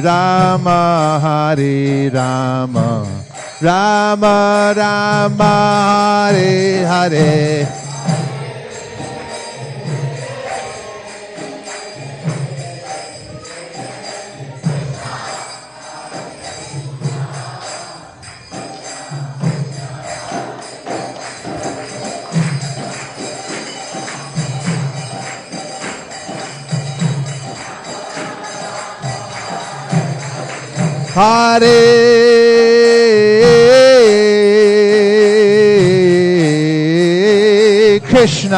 Hare Krishna, Krishna Krishna, Hare Hare, Hare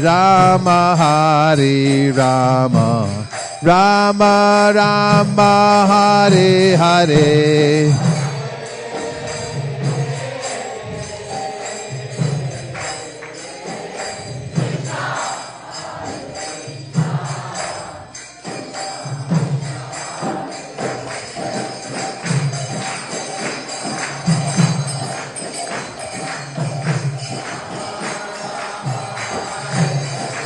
Hare Krishna, Krishna Krishna, Hare Hare, Hare Rama, Rama Rama, Hare Hare.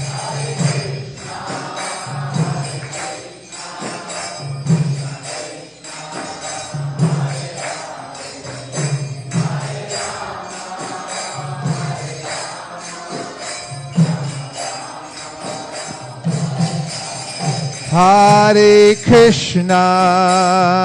Krishna, Krishna Krishna, Hare Hare, Hare Rama, Rama Rama, Hare Hare.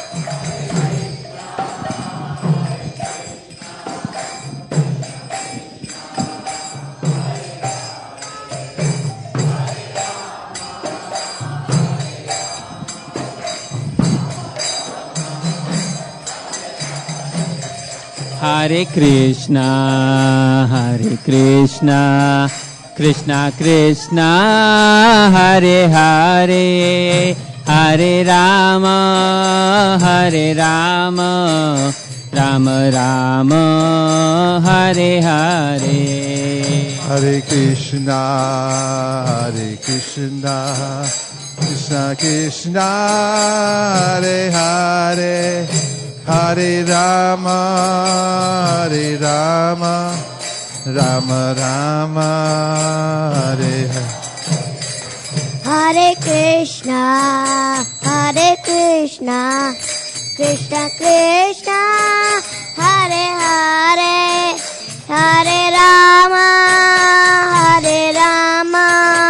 Rama Rama Hare Hare Hare Krishna Krishna Krishna Hare Hare Hare Rama Rama Hare Hare Hare Krishna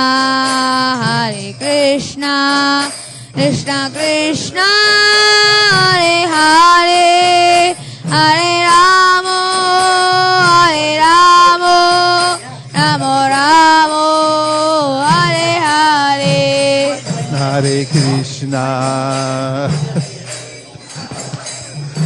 Krishna Hare Hare Hare Rama Rama Rama Hare Hare Hare Krishna Krishna Krishna Hare Hare Hare Rama Rama Rama Hare Hare Hare Krishna Krishna Hare Hare Hare Rama Rama Hare Hare Krishna Krishna Hare Hare Hare Rama Rama Rama Hare Hare Hare Krishna Krishna Hare Hare Hare Rama Hare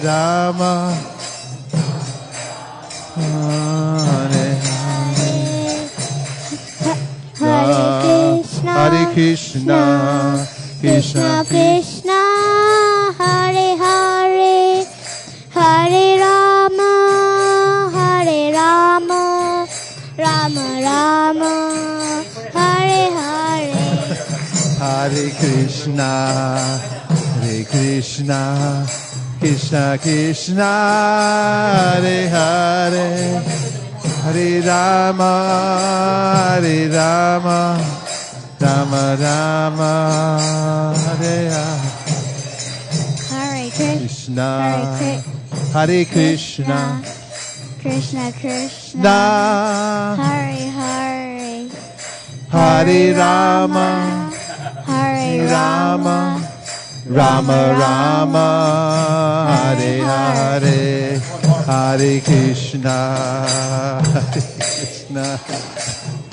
Krishna Hare Hare Hare Rama Rama Hare Krishna Krishna Krishna Hare Hare Hare Ram Ram Ram Hare Hare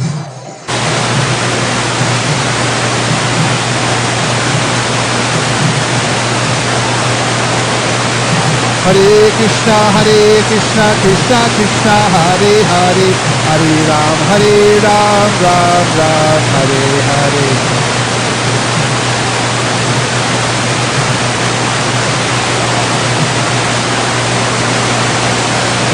Hare Krishna Krishna Krishna Hare Hare Hare Ram Ram Ram Hare Hare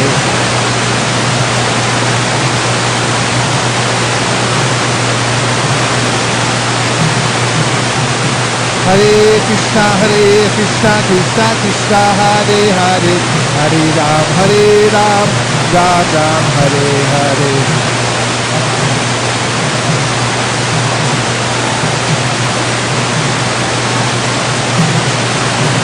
Govinda Jai Jai Gopala Jai Jai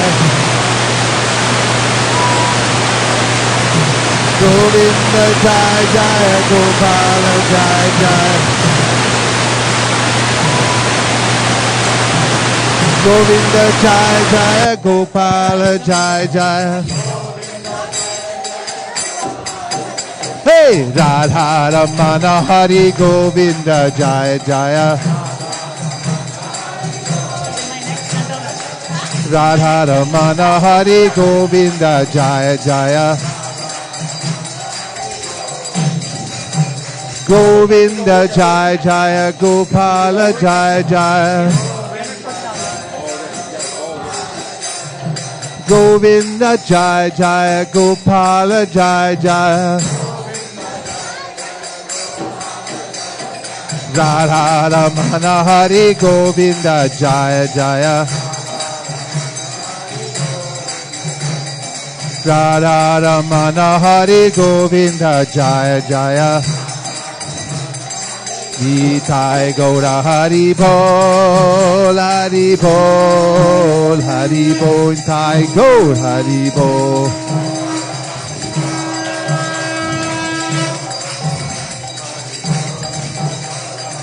Nitai Gaura Hari Bol Hari Bol Hari Bol Nitai Gaura Hari Bol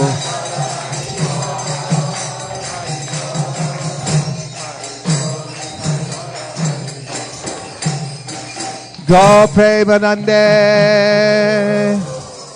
Jayom Vishnupad Paramahamsa Parivratikacharya Ashtotar Shishimad Bhaicharanad Avinda Bhaktivedanta Swami Maharaj Srila Prabhupada Ki Jai Jayom Vishnupad Paramahamsa Parivratikacharya Ashtotar Shishimad Srila Bhakti Siddhanta Saraswati Goswami Maharaj Ki Jai Anantakoti Vaishnavinda Ki Jai Namacharya Srila Haridas Thakur Ki Jai Prem Gaho Shri Krishna Chaitanya Prabhu Nityananda Sri Advaita Gadadhar Shiva Sri Gaur Bhaktivinda Ki Jai Shri Shri Radha Krishna Gokupinath Shamakund Radhakund Giri Govardhan Ki Jai Shri Vrindavan Dham Ki Jai Shri Mayapur Navadip Dham Ki Jai Tulsi Devi Bhakti Devi Ki Jai Jamuna Devi Ganga Devi Ki Jai Samaveda Bhaktivinda Ki Jai All glorious to the assembled devotees All glorious to the assembled devotees All glorious to the assembled devotees Go Premanande Haribo.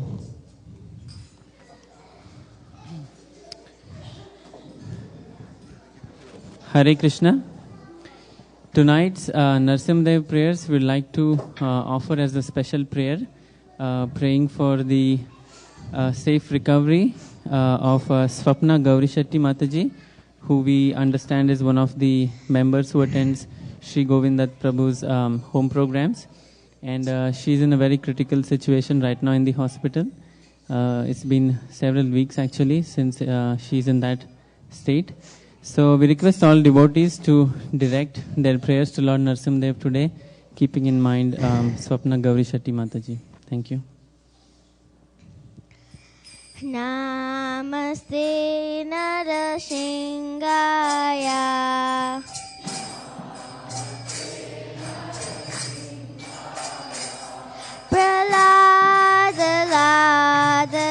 Praladadayine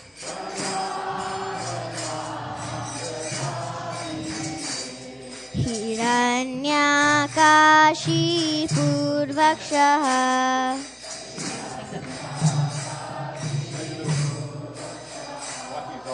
Shilajankanakaye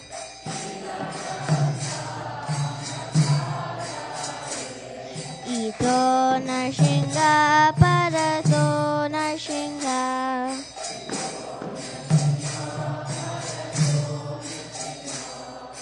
Yato Yato Yami Tato Narsingha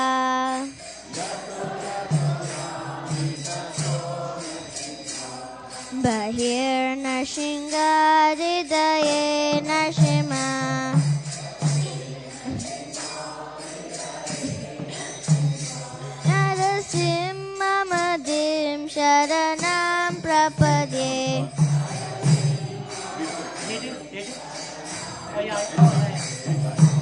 तव कर कमलवरे नाकामद्भुत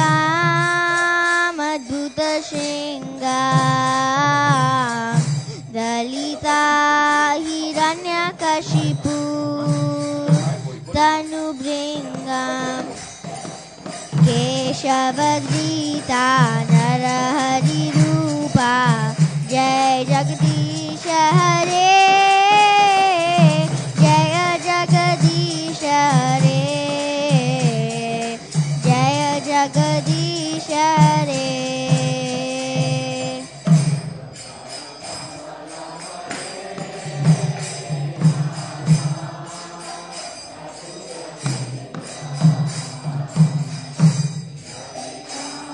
हिरण्यकशिपु हरि बोल हरि बोल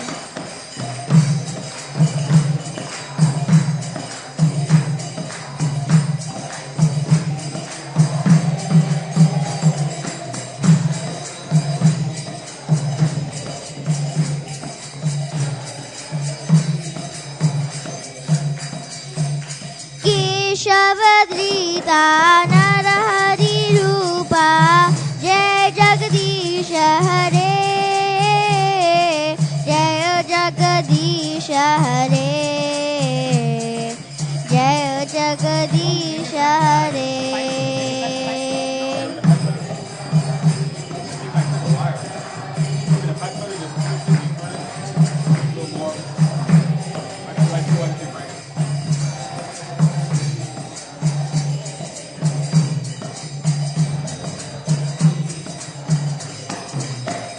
जय ओ नरसिंहदेव जय ओ नरसिंहदेव जय ओ नरसिंहदेव जय ओ नरसिंहदेव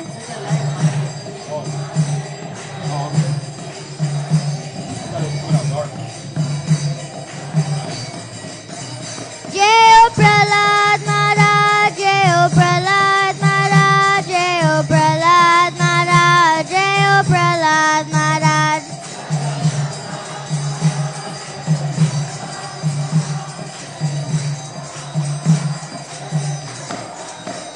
जय ओ प्रभुपादा जय ओ प्रभुपादा जय ओ प्रभुपादा जय ओ प्रभुपादा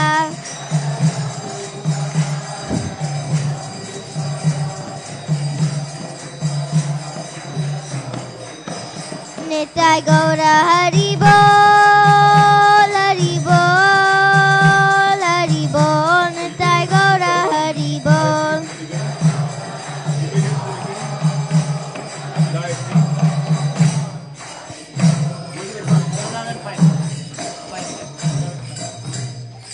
गौर प्रेमानंदे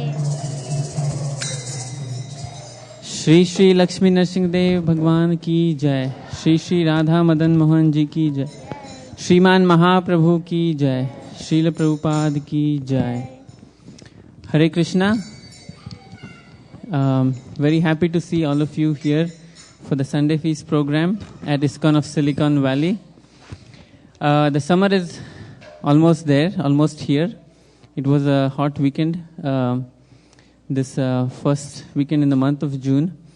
And many people take vacation and make different kinds of plans for enjoying in this material world in different seasons as is appropriate. But we really appreciate all of you taking the time to make it here to the Sunday Feast program at ISKCON.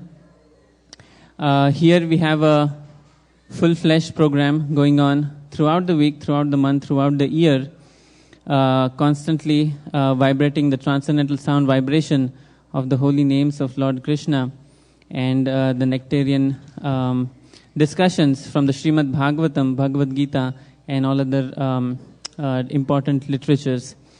So this program is actually the most important one in the human form of life, because otherwise we just keep on going in our life month after month, season after season, year after year, without even realizing who we actually are, what the purpose of life is, what the goal of life is, and so on. Coming to spiritual knowledge, to the platform of spiritual knowledge, is the most important point in the human form of life. And this center, the ISKCON temple here, is like a storehouse of energy. It's like we have powerhouses which generate a lot of power and distribute throughout the city. So it's the same thing. This temple is a powerhouse of transcendental sound vibration, and from here we all get energized and go out and distribute the same vibration throughout the area.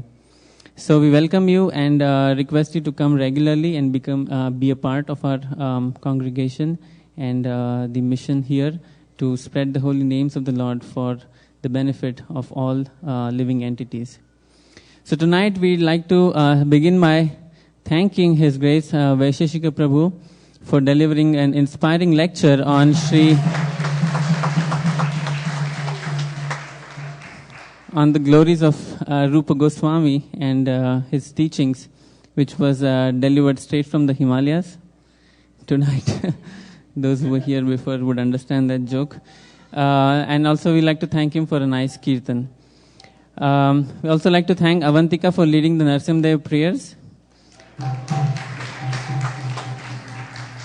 And we also would like to give a warm welcome to those who are here for the first time, those who are coming to the temple for the first time. If you could kindly raise your hands. Yes, Mr. Raghu here is the husband of Swapna Gauri Shetty Mataji. So, welcome. Anyone else here for the first time? Okay, please raise your hands nicely. Maybe both hands. So that we can see. Okay, we're very happy to see you here.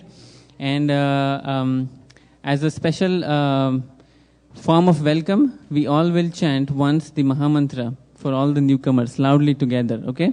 Hare Krishna, Krishna Krishna, Hare Hare, Hare Rama, Rama Rama, Hare Hare.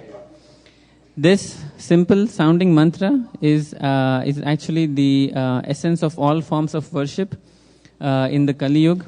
Constant repetition of this mantra, especially without offenses, is the only solution for spiritual advancement in this age. So the chanting of this mantra is very auspicious, and we sincerely hope that all the newcomers here will keep coming regularly and become a part of our congregation. Thank you. We have few announcements tonight. The first one is about a new program that is being launched at ISV. Starting in the third week of June, I understand, is what is called as the Complete Yoga Package. It will be on Saturday evenings here at the temple. Every Saturday, it's a 6-session course starting from June 22nd. And I'll give the microphone to Sri Govindat Prabhu briefly to give us some details. Thank you, Vrindavan Prabhu. So, we are very delighted to announce that we are starting this program, Complete Yoga Package. It will be a weekly program every Saturday evenings. So with the blessings of His Grace Vaisesika Prabhu and many senior devotees, we are encouraged to start this program for the beginners, for the newcomers. So this program has 6 sessions. We'll start with some like yoga warm-up, because people are really interested in yoga, because it improves the health and keep the body flexible. So we'll start with Surya Namaskar, sun salutation. This involves the exercise of the whole body.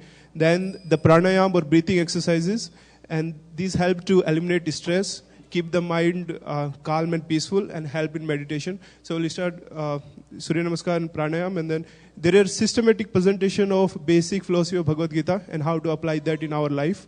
So we have sorted out 6 sessions, which will be discussing the practical application of philosophy of Bhagavad Gita. And after that, we'll conclude with group japa, means chanting of the holy names. So we'll chant in chorus on the beats: Hare Krishna, Krishna Krishna, Hare Hare, Hare Ram, Ram Ram, Hare Hare. And there will be parallel kids activities in the adjoint room in the back. There will be like stories from the Vedas, music lessons, and learning instruments and Vedic mathematics. So we welcome all the families along with their kids and friends to join in this program. The flyers of this program will be available in the back. And there is also a website. In the flyer we have given the website where you can visit and register for this program. Thank you very much. Thank you, Sri Guru. So I would like to request Vaisesika Prabhu to formally announce the next MSF and inspire us with a few words. Or the Sankirtan, one of the Sankirtan leaders. Shri Krishna, do you have a microphone? Or just come here.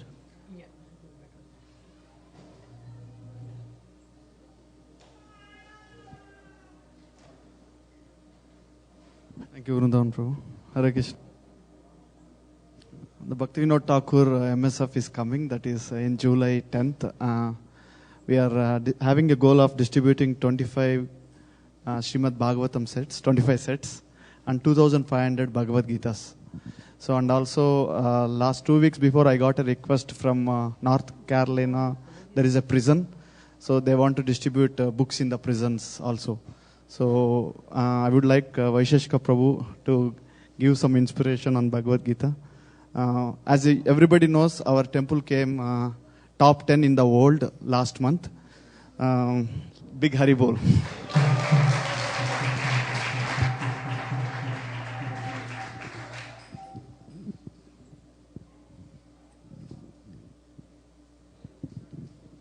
Thank you, Sri Krishna Purushottam Prabhu.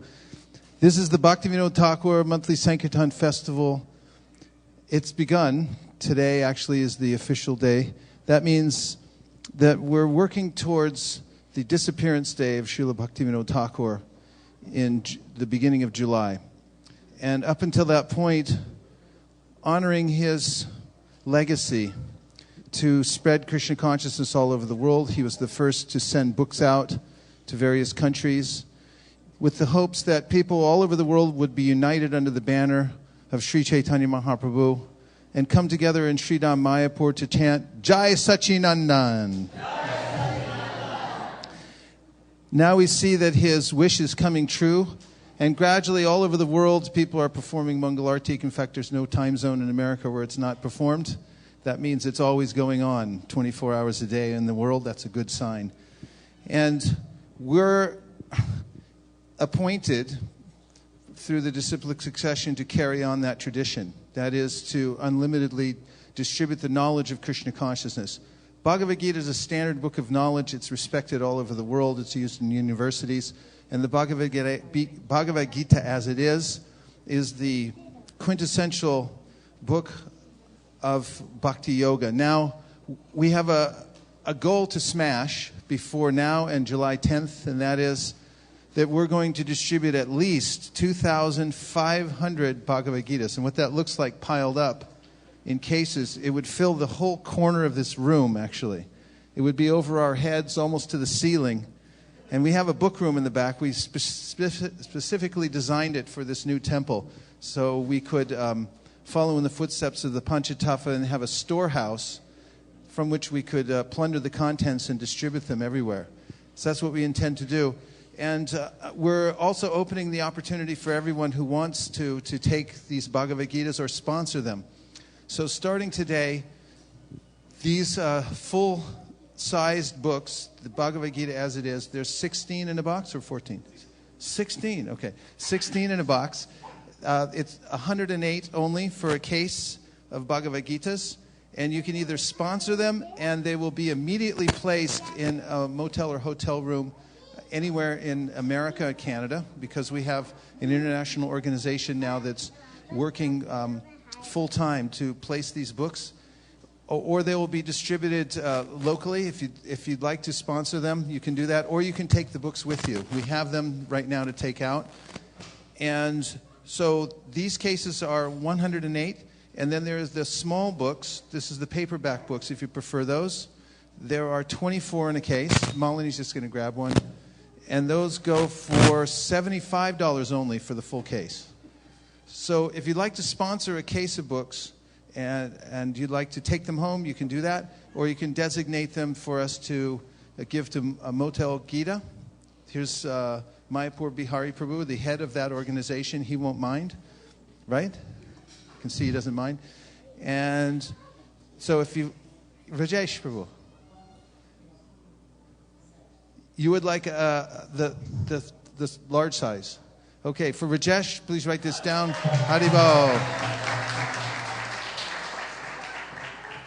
And then we have, yes, Kameshri? One set hardbound for Kameshri. Haribo. One set for Bal Mukunda of softbound. Softbound. Let's hear it for Bal Mukunda. I could barely get the words out here, and here it goes. Ram Lakshan. Three cases of books for the Motel Gita. Okay. Let's hear it for Ram Lakshan. Sridhar. One set for Motel Gita. We're making notations when they're being designated for Motel Gita.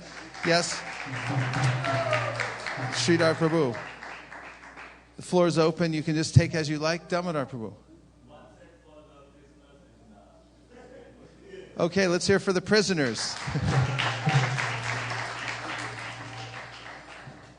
Thank you, Damodar. Okay, we'll just count down really quick. And when we finish, then we can move on. And so if you want to stop the countdown, just raise your hand and you can have a set or a box of books to designate. That's Krishna 10. Oh, that stopped early. One hardbound. Hare Krishna. We'll try again. Krishna 10, Krishna 9, Krishna 8, Krishna 7. Krishna 6, Krishna 5.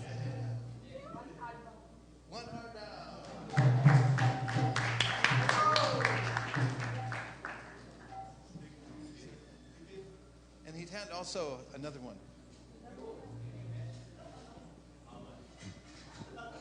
Do you have another microphone?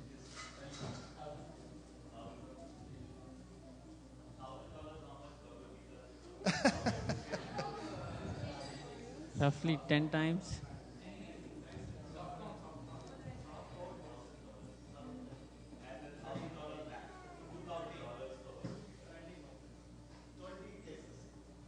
$20 cases of Bhagavad Gita for Hitendra.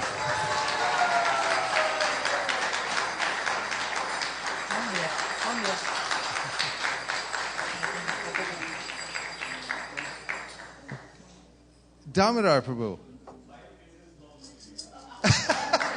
5 more cases for Motel Gita. Haribo.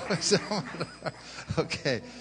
I'll try to start the countdown. Krishna 10, Krishna 9, Krishna 8, Krishna 7, Krishna 6, Krishna 5. We love the countdown here. Okay.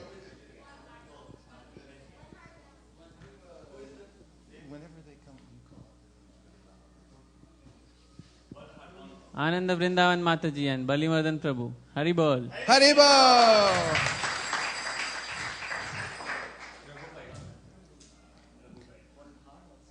Raghu Prabhu will do one hard bound. Haribol.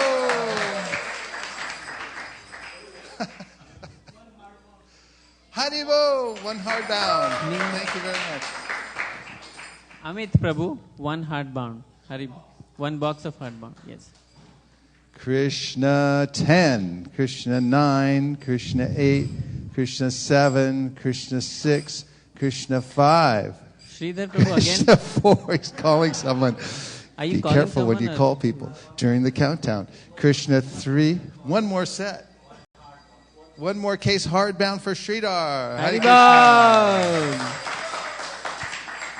Krishna 10, Krishna 9, Krishna 8, Krishna 7, Krishna 6, Krishna 5, Krishna 4, Krishna Indriyesh.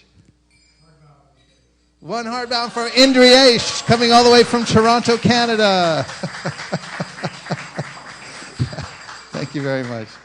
Krishna 10, Krishna 9, Krishna 8, Krishna 7, Krishna 6.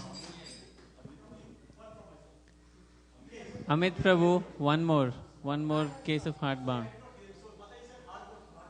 Hardbound, one case of hardbound. Haribol. Krishna 10, Krishna 9, Krishna 8, Krishna 7, Krishna 6, Krishna 5, Krishna 4, Krishna 3, Krishna. Hands are up all over the place. Rishabh. Okay, go ahead. Ram Lakshan. $1,000.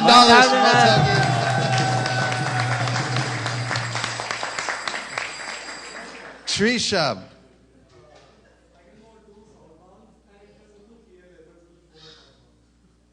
Two soft bounds with the matching funds. Okay, so 4 soft bound Gitas.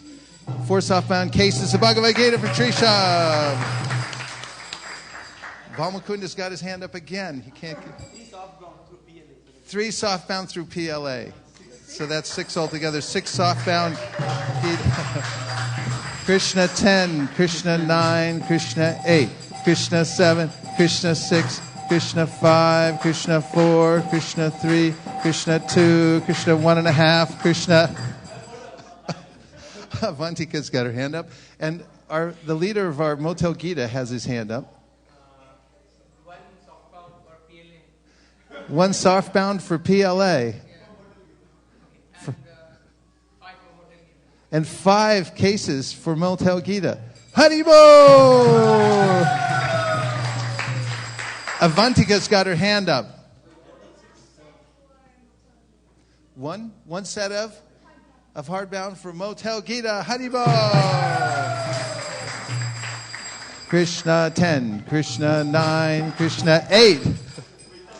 Prabhu. Vittal is giving 1 hardbound. Hare Krishna. Krishna 10, Krishna 9, Krishna 8, Krishna 7, Krishna 6, Krishna 5, Krishna 4, Krishna 3, Krishna 2, Krishna 1.5, Krishna 1, Krishna 0.5, Krishna 0.25. 1 softbound case. Other hands were up. 1 hard for Mukaravind. Prabhu, Haribol. Sukeshwari's got her hand up. 1 hardbound for Sukeshwari. Krishna 10, Krishna 9, Krishna 8, Krishna 7, Krishna 6, Krishna 5, Krishna 4. What happened? Our scorekeeper is taking 1 hardbound. Krishna 10, Krishna 9, Krishna 8, Krishna 7, Krishna 6, Krishna 5, Krishna 4, Krishna 3, Krishna 2, Krishna 1.5. Damodar. Haribo!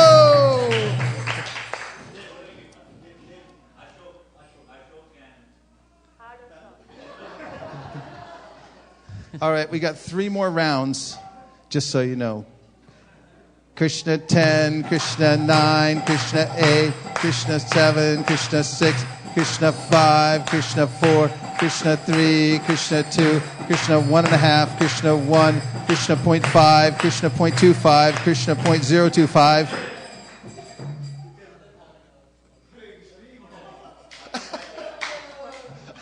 Hitendra Prabhu, Haribol! Did he say another $1,000 for 2,000? 2,000 for Motel Gita. $2,000, that is. Haribo!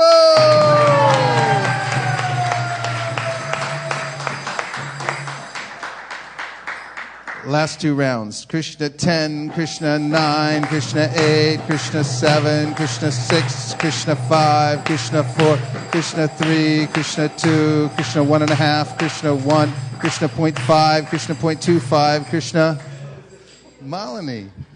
1 case of hardbound from Motel Gita. 1 case of hardbound from our co-Sankirtan leader, Haribo.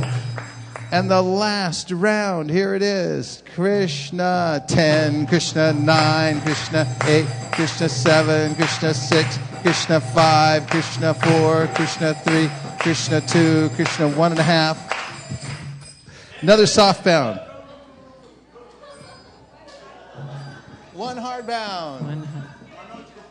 One hardbound for North Carolina, the prison house. Go pray,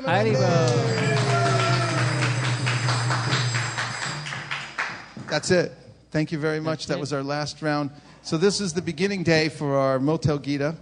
And we're, as Vrindavan Priya mentioned, that we were number 10 in the world for World Sankirtan, but we're not satisfied with that. We're looking at New Delhi. That's going to require a little more growth on our side to catch up to New Delhi. but we can do it. Let's do it step by step and keep our eyes on moving into the number one spot. Thank you very much. Bhaktivinoda Thakur ki jai, Motel Gita ki jai, Go Premanande Haribo. Yeah. Now, Damodar would like some tiles also. So the tiles are available for the wall. This is the $1 million wall just outside. And on it there are going to be 500 tiles for $2,000 each. And this goes towards building this temple. It's all been built on these tiles and other donations. And you can put the name, your name or name of a loved one, and it'll be on that wall. And so far, how many tiles are gone? There's a few left available. 190 tiles are gone, so there's a few spaces left. What you see up there are just placeholders for the ones that are left.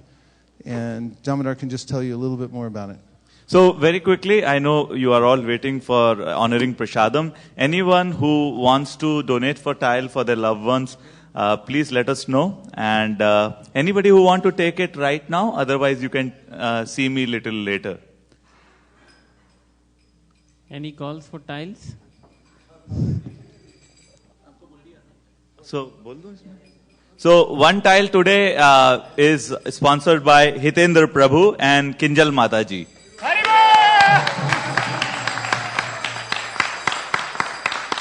And it will go for Apple Match. So actually there are 2 tiles. One for Kinjal Prabhu and one for Hitendra Prabhu, correct? It's one. Okay, I take it back. Anybody else who wish to sponsor tile, it's going to be for eternal benefit. In Agni Puran, it is said that whosoever donates for helping build Krishna temple, Krishna himself builds a home for that individual in Golok Vrindavan. So it's a very rare opportunity. So please come forward, and we need help right now because of so much of remodeling expenses and the best state-in-art facility which we are trying to provide to you. There are expenses, and we want your help in building something which is good for the community and for the greater cause. Thank you so much. Hare Krishna.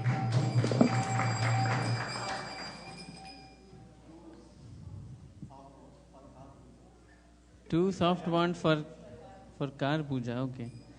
Prabhuji's name? Kalyan. Prabhu will sponsor 2 soft bonds. Bhagavad Gita cases.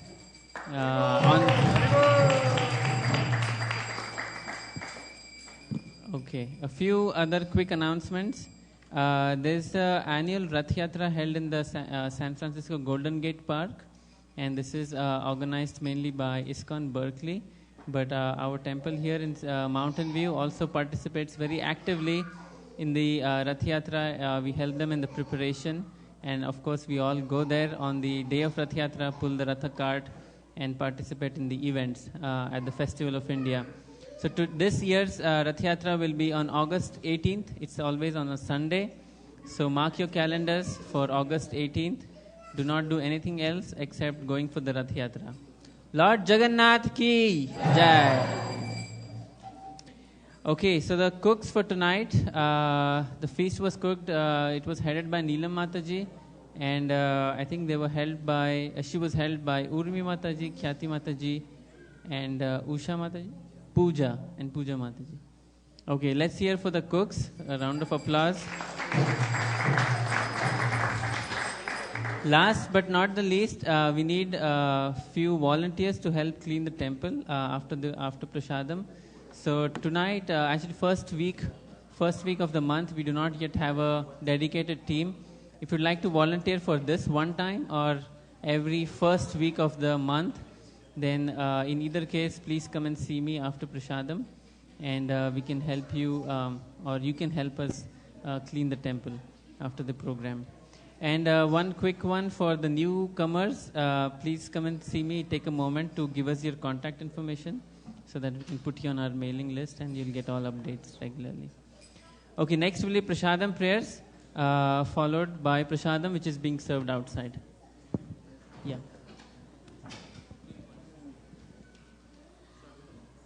Mahaprasade Govinde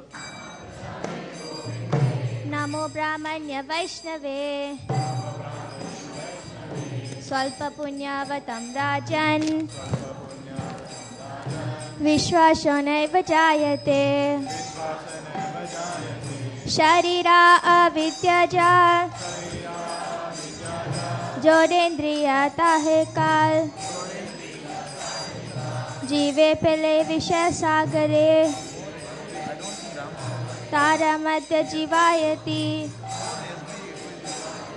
लोभो my सुदुर्मति ताके जीता कठिन संसारे कृष्णा बड़ो दयामय कोरी भारे जीवा जाय स्वप्रसादन दिलो भाई सेयना मृदा पाओ राधा कृष्ण गुण गाओ प्रेमेरा कोशी चैतन्य निताय जैनी माय जैनी ताय जय श्री कृष्ण चैतन्य प्रभु नित्यानंद श्री अद्वैत गदाधरा श्रीवासादि गौर भक्त वृंदा हरे कृष्णा कृष्णा कृष्णा हरे हरे हरे रामा राम राम हरे हरे श्री श्री राधा मदन मोहन महाप्रसादम की please come take prasadam Hare Krishna